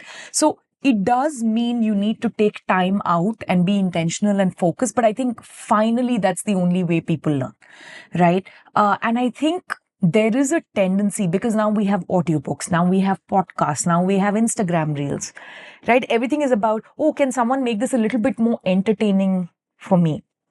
Right? So that then I can passively consume it. Sure. And I'm sure there are people who do that. There are people who do that for economics too. There are people who do that for books, but you're not going to get anything out of it. They got something out of it because finally they put their ass on the chair and they read it.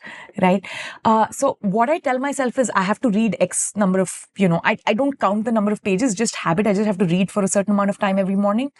I have to write and I have to hear one piece of music, like album, like cover to cover. I don't say cover to cover, but like, kind of side A and side B. So the reason I switched to vinyl is not just the sound and the beauty and the scratches and all these things other people tell you. I still listen to stuff on YouTube and Spotify, but there is a certain intentionality to sitting down, playing something, and then 20 minutes later getting up and flipping the side and listening to the other side and trying to think about, the music stopped, as opposed to Spotify or something where it just goes on forever. Like you could get 500 hours of music continuously playing and it'll just become background noise. So I think that's something and it's not something that can happen to you. You have to just do it very intentionally. So the idea, I'm not against audiobooks again. They put me to sleep. I will use them as a sleeping device, but just generally, reading is a different muscle than listening, right? A podcast is going to be a very different kind of learning than what you learn in the classroom. Because a podcast you can do while doing other things. You can do it while doing, walking your dogs or doing your dishes or cooking. But when you're in a classroom, hopefully you're focused on learning. You have to take notes. You actually have to jot down your thoughts. You have to see how other people are interacting with that material and so on. So I love that young people, when they come and tell me we learned so much from a podcast or something like that. But I'm like, please recognize there are limits to that. Not that I want to kill your and my industry, or method of communication, but there are very quick limits to it. And people need to really find out how they can engage with material. And it will be hard. It is not always fun, but it is something that's worth doing. I agree with you, but first I'll push back in two ways. And way number one is that vinyl? What do you say? Vinyl. LP, so, I become American. Yeah. I don't know half my pronunciations are now American. So vinyl is not for Bengalis because गाना सुन रहे हैं फिर उठ के side change करना पड़ेगा. पागल हो गए हो क्या? Why are you making us work? But my second point of pushback is with regard to that whole audiobook versus book, podcast versus reading, is that they are not comparable because one is not an opportunity cost for the other. The use cases for people listening to podcasts or listening to audiobooks is when they would not be reading anyway, which Agree. is they are either commuting or they're working out or they're doing errands like washing the dishes, and that is when they're taking in information. I know many people who don't have the time to sit down physically with a book and read for 1 hour during a day, but they can easily take in that much content, and to me, that is better than nothing. No, agree. But Again, I'm not saying they shouldn't do it, but I'm saying there are limits to it. yeah. So there, let me sort of agree with you with an example that will take me straight to my next lesson. Like there was a sub lesson I forgot, but we'll get to the sub lesson later or make it a lesson on its own. Earlier during this trip, I met up with a friend in DC I hadn't met for many years, and he was telling me about his habits. And I said, "What good books have you read recently?" And etc. etc. And he told me that he had heard an episode of mine by putting it through AI, and the AI gave him a summary, and he thought he knew what I had spoken about for 5 hours, and he didn't really. And he said that he's hired an assistant who will, when he wants to read a book, he'll give it to the assistant and pay her, and she'll give him a summary based on what he has briefed her that he wants to know about. And I think it's called Chat GPT, right? that too. And I just thought that is terrible, terrible, terrible, terrible. Because the point is not the knowledge. Even if someone could summarize it perfectly and give it to you, or even if it could somehow be beamed into your head, that is not the way to do it. The effort is important. That you're sitting down. When you're actually reading something yourself, which is why, people will often say that, can I be an intern for the seen and the unseen? I'll do your research. And I'm like, no one can do my research but me. It is not possible. Yeah. Because it is that act of sitting down and engaging yourself. Some phrase will strike you, some paragraph will strike you, your mind will go off in a different direction. That is important to our growth. So my next big lesson is, you are where you live, right? And I'll explain why I say that, but you are where you live. But number one, I would say that, the best investment that you can make is an investment in yourself, right? Every action of yours, and no one brings this out better than James Clear in his book Atomic Habits. Every Oh, yeah. I action love of that book. yours is an investment in your future self, right? So if I am to sit down and play Candy Crush for an hour, I've made my future self stupider. And if I sit down and read something for an hour, I've made my future self smarter. It is a big deal. I am hurting or helping no one other than myself later on down the line. This is not to say that you should not relax and etc. etc. The way I think of it, the day is 24 hours. I want to get 8 hours of sleep, 8 hours of work, 8 hours of play. That 8 hours of play can include spending time with people I want to be with, or relaxing in other ways. Watch a good OTT, read a good book. That's fine. I'm not guilt tripping you on that. But I am just saying that be mindful that everything you do impacts your future self. If you read AI summaries of books instead of book themselves, it's messed up. You are hurting your future self. Your knowledge will be shallow. It won't be at the deep level. And that act of engaging with something. I mean, if I want to go running, for example, I could get an AI robot to go running for me. Does that allow me to actually physically myself run a marathon a year later? It doesn't. It's ridiculous. So in a similar sense, you have to keep exercising your mind. And I completely agree with it. And when I say you are where you live, here's a poem that I'll read out kind of on the subject. It's a lovely poem again. It's called The City by Konstantin Cavafy. You said, I'll go to another country, go to another shore, find another city better than this one. Whatever I try to do is fated to turn out wrong, and my heart lies as though it was something dead. How long can I let my mind molder in this place? Wherever I turn, wherever I happen to look, I see the black ruins of my life, here where I've spent so many years, wasted them, destroyed them totally. Stop quote. And now the person's quote ends and the poem continues. You won't find a new country, won't find another shore. The city will always pursue you. You will walk the same streets, grow old in the same neighborhoods. You will turn grey in these same houses. You will always end up in the city. Don't hope for things elsewhere. There is no ship for you. There is no road. As you wasted your life here in this small corner, you've destroyed it everywhere else in this world. Oh my God, that's too sad for me. It's very sad, but why do you like this poem? It's really I love this. depressing. Perhaps that's why I like it. But no, but the lesson there always is that where do we live? We live in ourselves. That's a whole world. We don't live in a city. At best, we live in a sliver of a city. The places where we spend time. I work from home, so my home is most of my city, and otherwise, the cafes I go to, the places where I meet my friends. But ultimately, you live in yourself, and you have to find your home in yourself. And this again goes back to, building the perfect day, doing the things that you love, finding out what makes you happy, being intentional about pursuing that, but also, investing in your future self. Like one frame I discovered through this show is, the frame of thick and thin desires. And, the philosopher Rene Girard in the middle of the 20th century was asked to teach a course on literature. And he's a philosopher, but he's like, fuck, I need to earn the money. He must have been a young guy. He said, I'll teach it. And then he made a reading list of 35 books, and then he read them and he discovered there was one thing common to all of them, that the protagonist wanted something because somebody else wanted it. And he termed this mimetic desire. Yeah. And Luke Burgess has a great book called Wanting about this. Yeah. And that's where I learned the frame of thick and thin desires, where a thin desire is something that could be incredibly intense, but I want it because somebody else wants it. So this is why young men may want their Mercedes, or may want, other symbols of affluence, because they see everyone else around them wants it.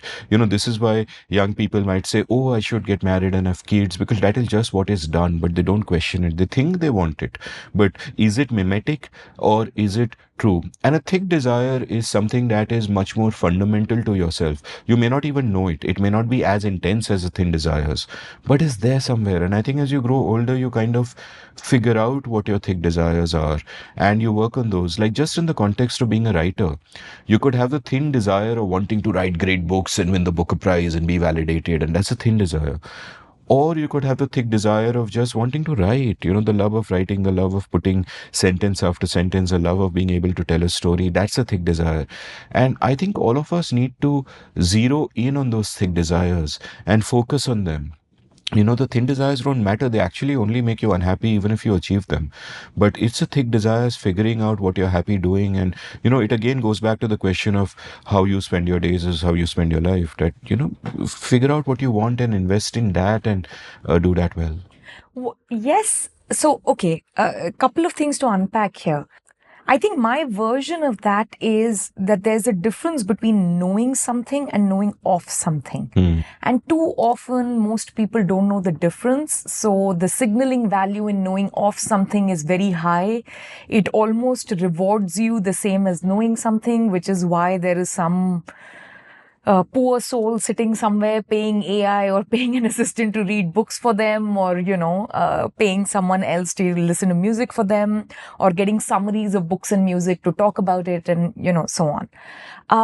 But I think the reason I would tell, especially the, as you like to call them, gentle listeners, especially the younger ones, is I think this invest in yourself is like too much. I mean, who knows how long you're going to live and what that return on investment is going to be. And maybe you're a horrible person. No, but and you invest should in yourself invest in simply yourself. means keep learning. To that extent, I agree. But I also don't think of it like, I would just say don't take the whole enterprise that seriously.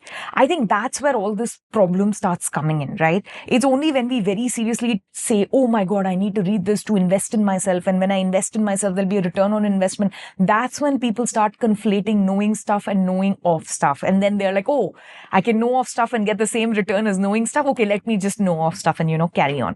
Which is why I'm like, I think people are just overthinking everything. I mean, again, this is a conversation you and I have had for so long. I'm like, why is everyone so stressed about like everything? Like, if you're a truly curious and smart person, you will find joy in a Govinda movie and like, some crazy pop culture song. And if you're not, then you won't find it even in the highest highbrow canon and, culture. So that's where I would, leave that. So I'm not saying don't invest in yourself. I'm just saying don't take this whole idea so seriously. There's a difference between being intentional about being in the moment of what you're actually doing in that moment versus, oh, I'm doing this also to get some return on something, the day after and the day after. And I think this gets very complicated. I know that's not how you mean it, but that's a nuance I want to build in. Yeah. I think the word invest sometimes can be interpreted as carrying that kind of instrumentality. Yeah. But what I just mean is that, make your future self better in any way that it you will can. Compound, yeah. It will compound. Whatever you do, it will keep adding on to it and so on. But the second part about knowing things and knowing of things is, and you know, this thing you brought in about thin desires and being mimetic. I hate this whole mimetic culture. It actually irritates me. It probably irritates me, you know, if I have to be truly, truly deeply honest, because I can't do well in it. Because मुझे कुछ याद नहीं रहता, right? I'm terrible at signaling. To actually signal some highbrow culture at some cocktail party, like you have to remember the name of the song and the album and the year and the version. All I'm just, you know, useless at these things. So maybe that's But you why. can be forgiven because you're a mayor BIPOC. BIPOC is the term you used? That's what people say, yeah, BIPOC. You're Yeah, a mayor BIPOC, yeah. okay, sorry. But yeah, so I mean, that's one reason, but there is something to the mimetic idea, which is sometimes your thin desires can become thick desires. Right?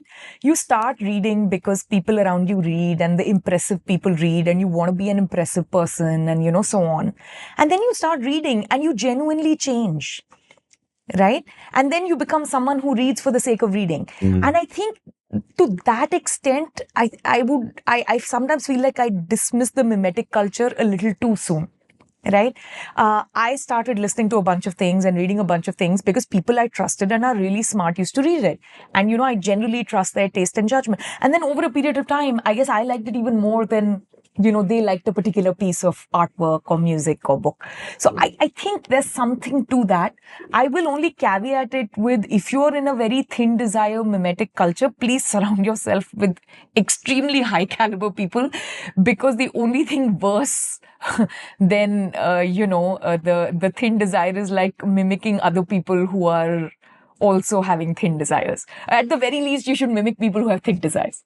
A good way of putting it, and that's very true. Like, in a sense, I often say that there is a danger of the mask becoming the face, but the way to think about it is that maybe the mask is a good mask, and maybe there are only masks, there are no Maybe face. the So face is changing. yeah, that too, because of all the different masks. And I posed this question to Pratap in episode 300, another landmark episode, which shows how much I respect the man. And he said that, you know, maybe the thin desires are all part of that one thick desire to be accepted in your Yeah. tribe and of validation and all that, which is also something to think about. A couple of sub lessons, one that I draw from this "you are where you live" kind of thing. And it's an important lesson for creators. And, you know, creators will often ask me, in fact, just yesterday I had dinner with this man I hadn't met before, and I met him here, and he was asking me advice about podcasts and all that. And the standard advice I give to people is, don't make the mistake of thinking, where is a gap in the market, what can I do, etc., of second guessing what people want. You know, the only thing that makes you unique out of the 7 point whatever billion people on the planet is you. No one else has that. So own that, embrace that, be authentic to that. You know, many people, especially women, will suffer from this imposter syndrome and say, what is special about me? Why should anyone want to listen to me?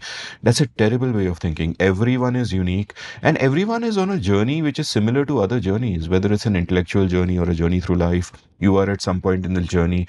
Anything you share from your journey will be relatable to others who are on their own journeys. But because you are you, it will also be unique and it will bring value. So I think it's really important to kind of embrace yourself. If you just try to second guess what people want as a creator, it's a race to the bottom. It's a route to mediocrity. So just don't do that. Just have faith and embrace yourself and go with it. I can And testify to this. This is the piece of advice you gave me. It's the only piece of advice I've followed. The second piece of advice I got from my producer, Jeff Holmes, he said, don't look at metrics for like the first 6 months to a year. There's no point, because you don't want you don't want the tail to wag the dog, right? So these are the only two bits of advice I took, and it's actually held me in good stead. with the second bit of advice I also gave everyone, but which I was going to actually come to just now, because it was a sub lesson of my how you spend your days is how you spend your life kind of thing. And the sub lesson is that, you know, you have to play the long game. I think creators tend to overestimate the short term and underestimate the long term. So people will start a podcast or a YouTube show and they'll be like, viral ho jayega, ye hoga, wo hoga. And then, of course, it doesn't happen. And then you get disappointed and then you give up. And that means you were doing it for the wrong reason or had the wrong approach. Like, my way of thinking about it is whenever you start doing something, number one, you will suck at the start because always, nobody is born an expert. And number two, organic growth takes time. But let's focus on the first of those. You will suck at the start. How do we get good at anything? We get good at anything by doing it again and again and again and again, right? And if we are dependent on validation, because we don't get validation at the start, we will never get good at anything because we will stop. So it is important, carrying on from my previous point, that you do something you love, which is much easier if you are being authentic to yourself, and then you do it repeatedly. So Ali Abdal, the YouTube creator, has this great piece of advice that for the first 2 years, make 2 videos a week and don't look at the metrics for those 2 years, right? So that's like 200 videos basically. And that's a pact Ajay and I made for Everything is Everything as well, that for 2 years, we're not going to look at the metrics. Now, you know him, he's a geek, so he'll keep sending me weekly updates with analytics, and And he's with super YouTube, happy. it's hard not to. It's right Yeah, there. it's right there. So he's super happy with all of that shit, and I don't even open those emails. I'm like, ठीक है, तू कर भाई. But he's agreed with me principally that we won't look at the metrics for 2 years because it doesn't matter. We are learning. It's a learning curve. We are getting good. We are having fun. We are having a good time. That's what matters. I mean, another piece of orthogonal advice that I think is incredible, and I learned it recently, and I heard Sam Altman quoting Paul Graham, and Paul Graham advised startups that it is better to be loved by a few than liked by many. Yes. This is a whole game. I have just embraced this so much because, so people who get really high absolute numbers might also get shallow attention. I used to say that I'd rather have like 100,000 people download an episode of mine than 20 million people watch a YouTube video I make. Though I'm not sure I feel that way still, because then I wasn't on YouTube, now I am. But the point being that the YouTube videos will often be 15 seconds on average or whatever. Whereas, the last time I kind of delved into it, my average podcast episode the average user session was 40 minutes, which is off the charts, right? And people are listening in multiple sessions. And you want that deep engagement. You want to be loved by a few, not liked by many. And then hopefully, if you get lucky, you get loved by many over time. But that being loved by a few is what really matters. And that only happens if you're true to yourself, if your authentic self is out there and not someone projecting what you think other people want. So, yeah. I have an even simpler version of this, right? I think it has very little to do with love. It has to do with how you pay for something. I don't need to be loved by anyone if I'm willing to pay for something myself. Right? We're in a world of scarce resources. So you need to find someone who loves this enough that they'll pay for it. So sometimes you need to be loved by lots and lots of people because you don't have another model to pay for the thing that you're putting out in the world. And, sometimes video stuff, film, it's all costly medium, right? So either you need to find subscribers or you need to find like a donor or a benevolent sponsor or something like that. Or you need to find like some crowdsourced version of this, or, in the worst case, you need to find advertisers, right? Which is the 20 million on YouTube thing. So I would say that the metrics often become important because that's the method you have for raising the funds needed to do something. So I would actually be even simpler. You need to be loved by a few hundred people as opposed to thousands of people passively, only if you need a few hundred people to pay for that product and actually fund it.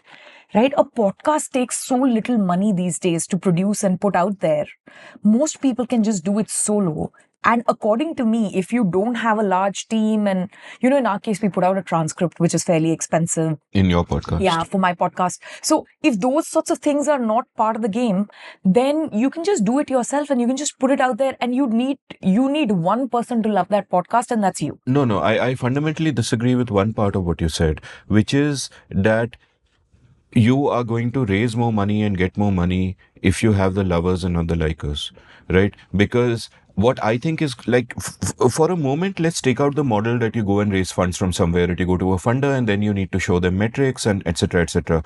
I think even advertisers haven't figured out these metrics and where deep engagement and shallow engagement, what the difference is and the difference between love and like. But I think ultimately in the long run for creators, and this is a fundamental way in which the world is changing, creators will make money directly from audiences. If you think about that whole model of advertising and sponsorship and all of that, it is an artifact of a previous age that arises from a particular constraint. No, That, I am let agreeing me with all of elaborate on that. that for the Yeah. listeners. Let me elaborate on that. That back in the 1990s, if I write an article or if I want to write something, let's say I sell it to Times of India. Times of India aggregates eyeballs. They sell it to advertisers. I get a small chunk of that. That model is not necessary. That model was necessary because I could not reach consumers or lovers of my work, as it were, directly and monetize that. And that has gradually changed and is still changing, and hasn't people really haven't figured it out. But I think ultimately creators are going to make money from the communities that value their work. Like if someone listens to 8 hours of my an 8 hours episode of mine, they are already paying for it. Time is money. The opportunity cost is huge. They value it. And today I'm reaching the stage where I can capture some of that value. If I don't put enough effort into it, frankly, but I can capture some of that value because that is a respect they have for me. And as long as I'm not cynically taking them for a ride, they will be perfectly happy to let me. So, and that value will come from people who love your work and not people who like your work. Where I think 1,000 true fans model, 1,000 people loving your work is worth more in monetary terms to me than 1 million people liking your work. In the short term, yeah, an advertiser might be impressed by a number of 1 million, but even that, if you read like Shefali Bhatt's journalism on this and listen to your episode with me, it's getting harder and harder for creators to monetize those numbers alone.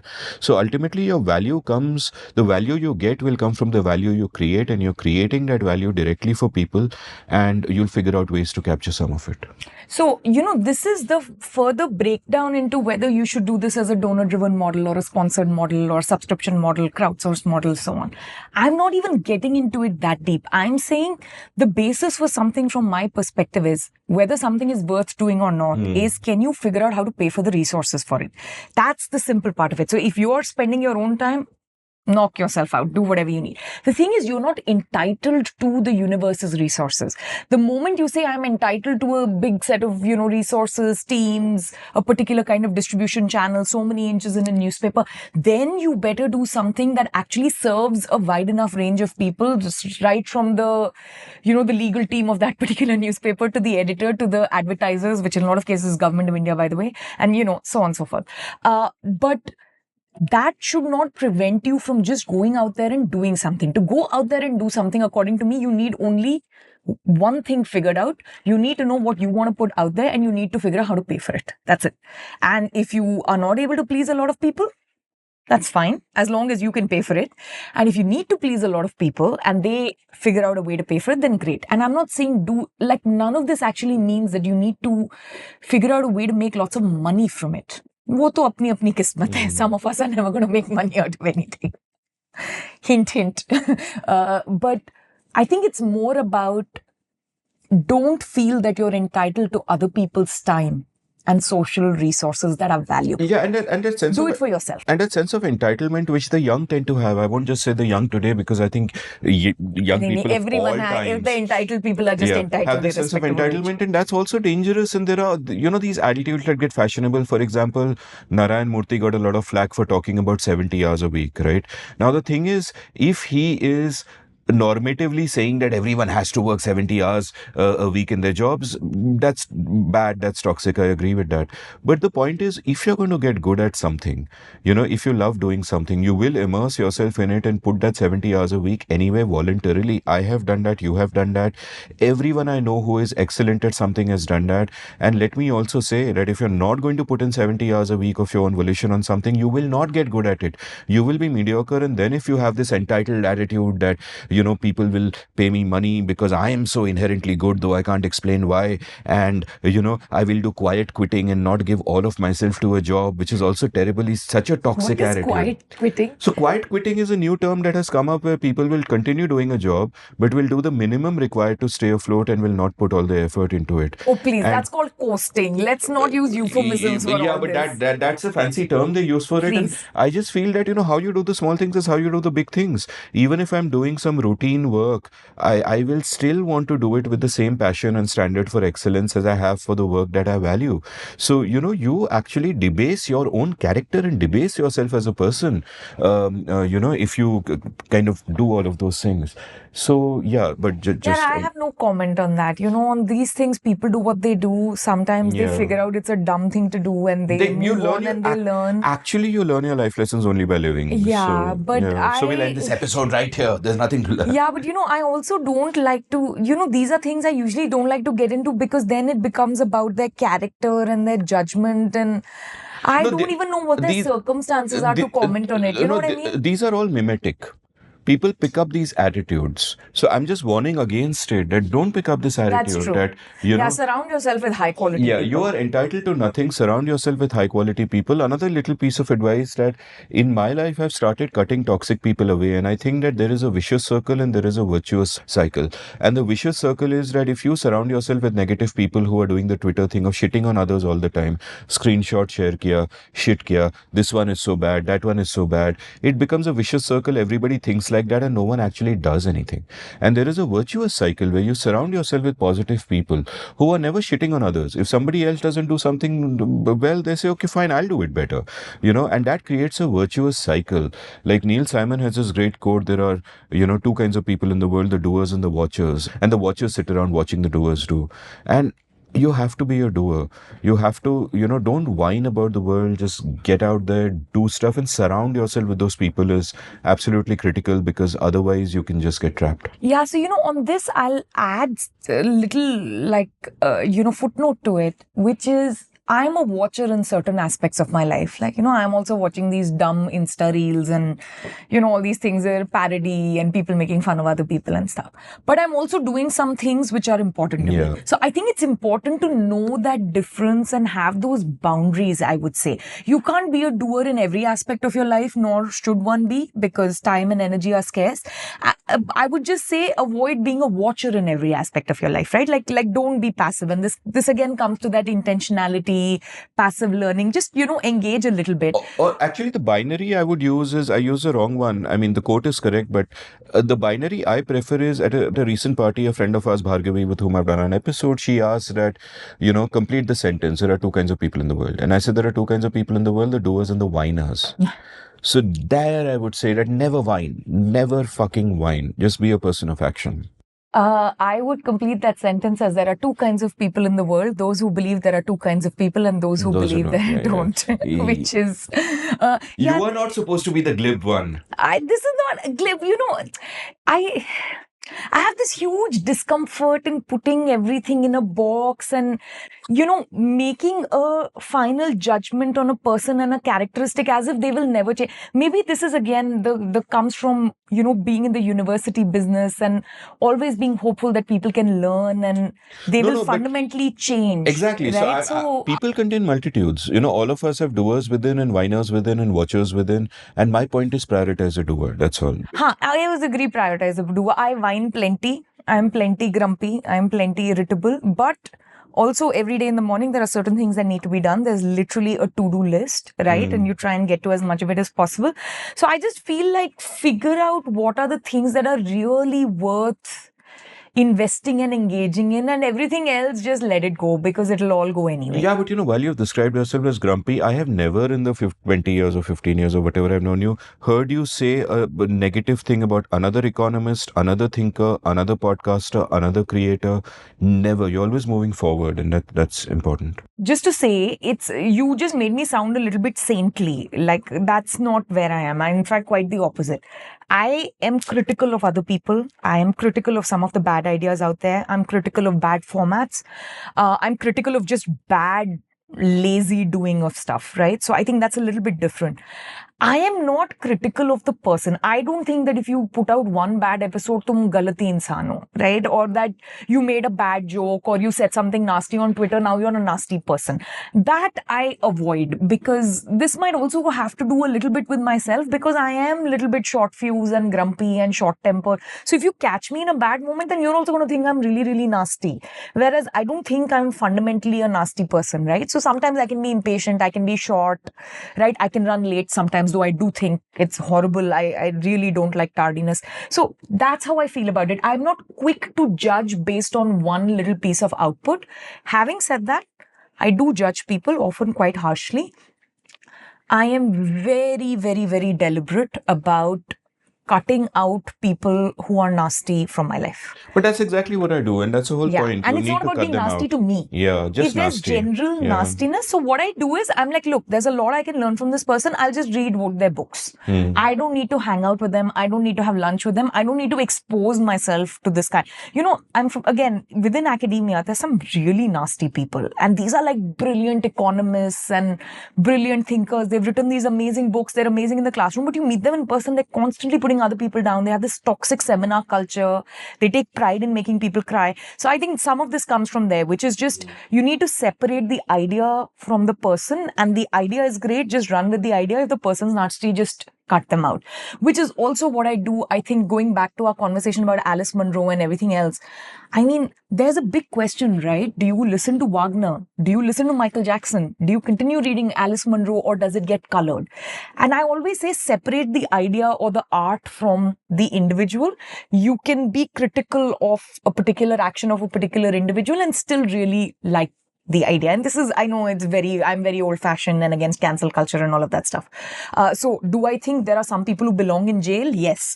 Do I think we should stop reading their books because of it? Probably, not. Unless the idea or the art is directly about the toxic thing that we're talking about. Right? So I like Wagner's music, despite the fact that he has all these serious Nazi affiliations and undertones, because the music is not about that. Yeah. Now, maybe there's some deep PhD thesis written where someone has found the Nazism in the music composition and theory and all, but honestly, I haven't found it yet. No, even if there was, the music's impact on you is independent of all of that. Like I Exactly. think of Elena Ferrante, right? Great author, we don't know who the person really is. Should we suspend our judgment on the work till we know whether the person has good character? Yeah. It's just ridiculous. And one is ridiculous is not getting me anywhere. And saying this is also not an excuse for the things they might have done. Ki theek hai, kiya, condemn karo, could say whatever you want to about whatever their actions are. But the art is art, and at the same time, the response is personal. Like there are some artists I just can't read. Like Pablo Neruda, for example, I can't read his work again. It's very tough to read now. I can't read it. I never liked his work anyway. That helps. Florid prose, really bad poetry. But I can't. I simply can't because it's colored by the things that he did. For me, that's Louis C.K. And the reason is actually, I was thinking about it deeply, like, have I become like very knee-jerk and stuff? And it's, jerk is a bad word to use there anyway. But the reason is, so much of his comedy is about like jerking off and the interaction with the opposite sex and how someone makes him feel and all that. And I'm like, okay, now the real person and the nasty thing he did and the comedy are all colliding in one place. So I am now failing to see the humor in it. Okay, so my recommendation that I will now put out there is actually this incredible series called Louis by Louis C.K. It's a masterful series. I used to love it. But my point to that is I've kind of dived deep into the guy. Firstly, the things that he was accused of happened long ago, 25 years ago or something, and there was no coercion involved. He did very creepy things, but it wasn't coercive, didn't breach consent. And secondly, and I'm not justifying what he did, it's terrible, and I would not want to hang out with such a person or know such a person. But secondly, the comedy he did around that time was also terrible. He, in my view, became a great artist later, much later in life, and he's not punching up or down, he's punching himself throughout. There's a lot of self-reflection in that. There is a lot of sense of having lived and having fucked up and a recognition of that. And for that reason, I'm willing to just look at the work on its own terms. And, No, for me, actually, that's exactly what it is. So, I've heard Louis C.K. live once. One of the shows was in Chicago, and I'm not kidding. Like, you could have heard a pin drop. Like, that's the magical hold he held over the audience. I've never laughed so much in any show. So I truly love his comedy. The thing is, for me, the problem is, after I know what's happened, I stopped finding some of it funny. Now that becomes a very difficult situation. That's like finding the Nazism in the music theory of Wagner. Now once you find it, you can't unsee it. See, I just think it's subjective and personal. People may not respond to Neruda the way I do. Yeah, exactly. Like, again, I'm not saying other people should cancel Louis C.K. It's one of those rare instances where the art and the nasty behavior have, for me, I have lost the appreciation. Which is not to say I'll never laugh at a joke of his again. Yeah, but I mean, it's always a personal sort of response. And okay, leaving that aside, shall we go to the next sort of Life life lesson. lesson? What I think I am out. यार मेरे पास उतने हैं ये नहीं. मेरे life lesson है, आपके नहीं है. I know, but you keep asking me to add and elaborate. So No, मेरा no, हो गया अब. आपका हो गया, ठीक है. No, the next one I think you will. It involves Hayek also. So why should you not elaborate on Hayek? So don't look at your computer. Look at me. Okay. Yeah.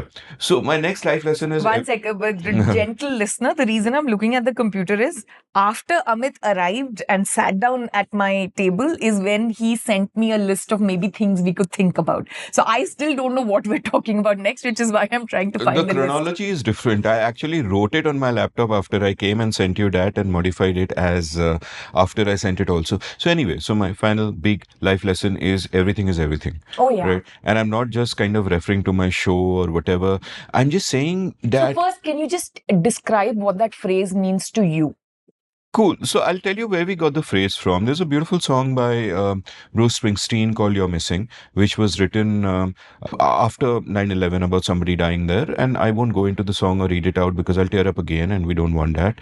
But it's a beautiful song. And I often send it to my writing students as an example of how you can invoke great emotion by using simple words without, without using adjectives or anything, just simple words, everything is everything, everything is everything, but you're missing. Lovely.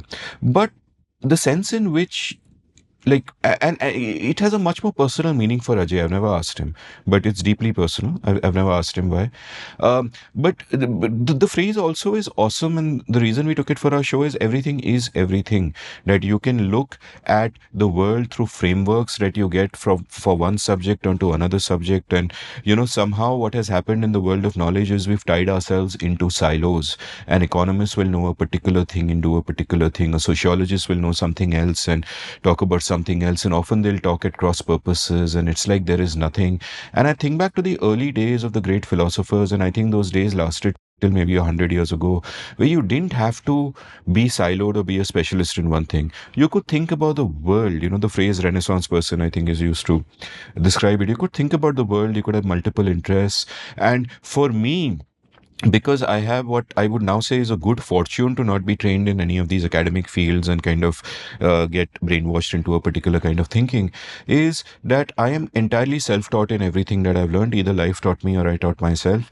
And I find that, bringing a frame from one subject to look at another subject is incredibly useful. Yeah. And the lesson here also is that the world is incredibly complex. Another reason why we should never rush to judgment or never think we grok anything. So I'll give at this point a number of recommendations, because that is what we're also doing, but I think now we'll bunch them all at the end.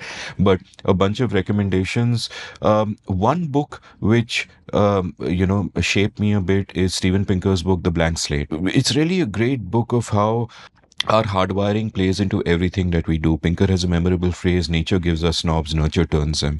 They are both important, they interact with each other, and you can think of this in terms of psychology, you can think in terms of gender, you can think of this in terms of art, but just understanding human nature and being able to relate it to the world is a great way to sort of understand the world without going in any binary. It's not that nature is everything, nurture is everything. No, they play with each other, and that fascinating interplay is what the book is about. There's a great book by Robert Sapolsky called Behave, and I'd recommend his biology lectures on YouTube as well. So just a great thinker which tells you the complexity of everything, that if I do something now, there is a proximate cause for that. And then there is something deeper. Maybe I didn't have breakfast and I'm grumpy. Maybe there's something even deeper, and he takes it all the way back to your hardwiring. And there are so many layers and layers of causation that to imagine that, and of course I've come to believe that there is no free will, but we must live as if there is, and that you really understand the complexity of human relations. I also sort of a recent film recommendation, great film called Anatomy of a Fall. Amazing film, and I also wrote about this. I also wrote a newsletter post about this. I'll link from the show notes. But this is also about complexity. Something happened. What happened? Who is responsible? If they are responsible, are they justified? If they are not responsible, what exactly happened? Who's responsible? We don't know any of this shit. All of this is an inquiry.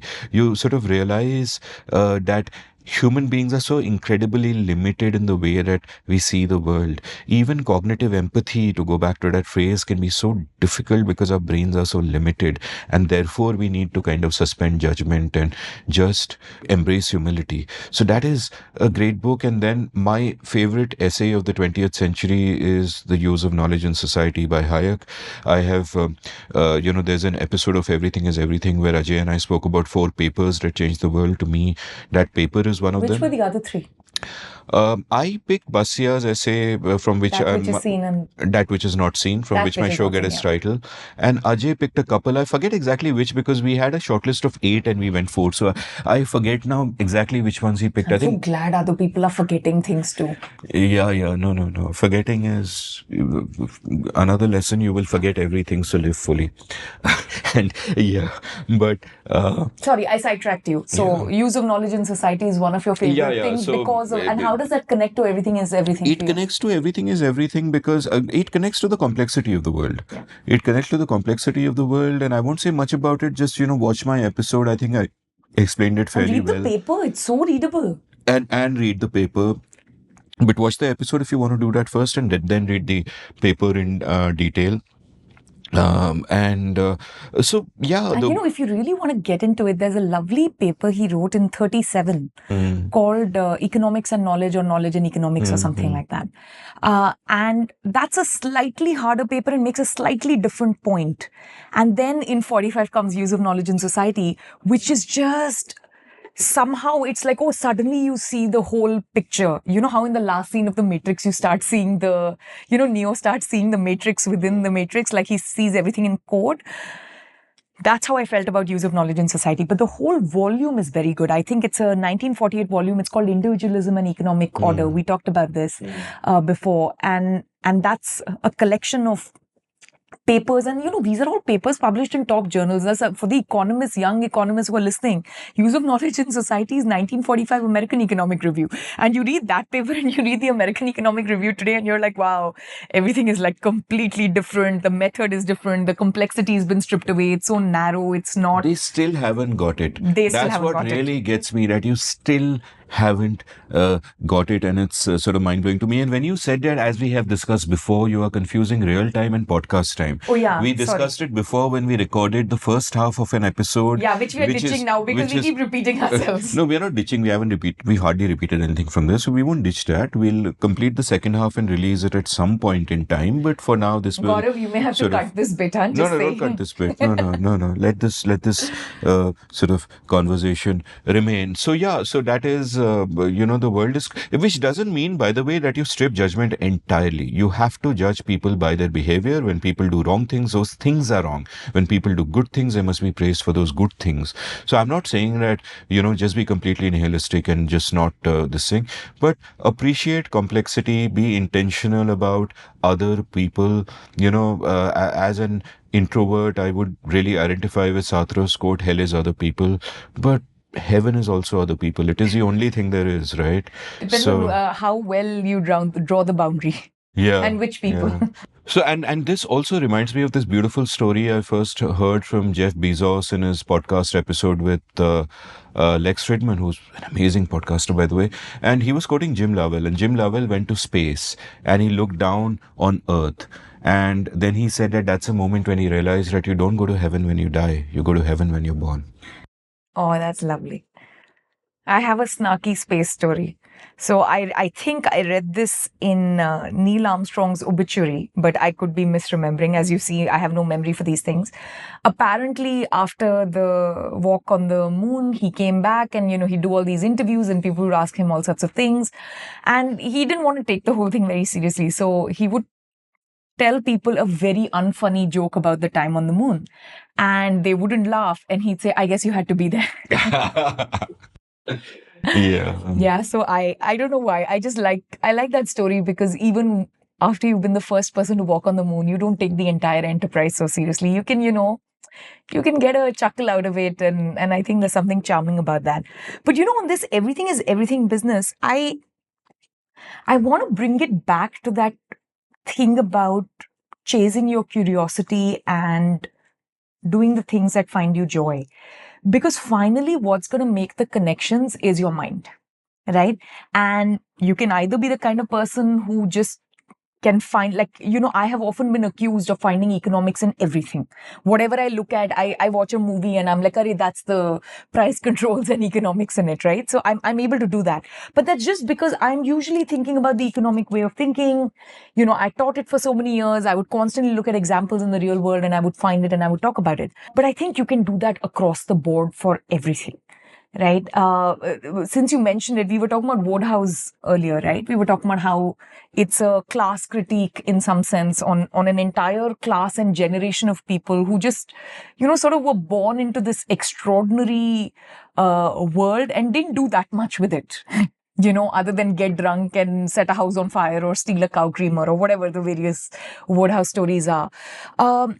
And it takes me back, and this is going to be a slightly weird connection, but these are the places where my mind goes, to the first few chapters of The Wealth of Nations, right?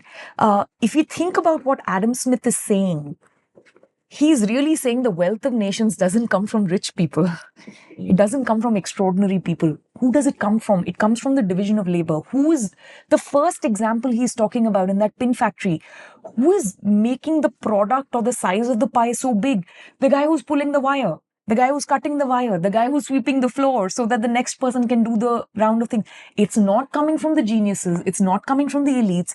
And by the way, I'm not the first person to make this point. I actually got this from David Levy and Sandy Pert. David Levy was one of my professors at George Mason, extraordinary thinker.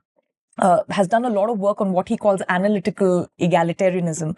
And this idea that, to Adam Smith, the wealth of nations doesn't come from wealthy people or extraordinary people. In fact, it comes from the extremely ordinary people doing their work, doing it well, and doing it in such a specialized way that it'll lead to something extraordinary, right?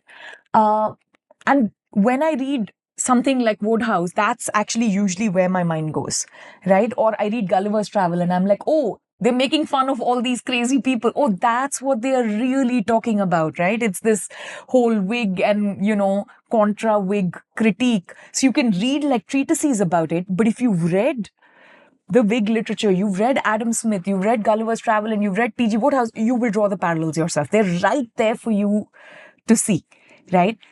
And then eventually, if you watch a Govinda movie or you watch Khosla Ka Khosla or you watch Mr. India, you will bring that same lens to that world too. So again, I would just say the reason I gave that Neil Armstrong example is don't take the whole enterprise too seriously, or that one has to make these connections. The one that need to be made will be made. Yeah, and you know what, that great Adam Smith story, that insight reminds me of is also something that really bugs me, where people keep attacking this straw man called trickle down theory, trickle down theory. No respectable economist has ever spoken of the trickle down theory. That is not how the world works. As Thomas Sowell and Swaminathan Iyer have both pointed out in separate classic columns, wealth trickles up, not down. When an entrepreneur starts a business, she is the last person to get paid. All the workers get paid, the suppliers get paid. Wealth eventually trickles up that way. The biggest risk is with the entrepreneur. So, people will just reflexively take this received wisdom and use all of these phrases like trickle down and neoliberal, and all of these are strawmen.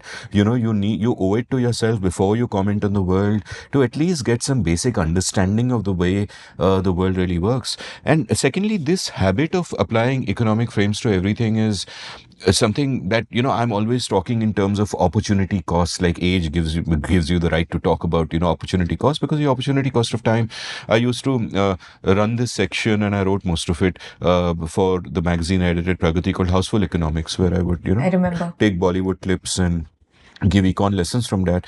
But to go back to what you just said, like the metaphor I use is joining dots.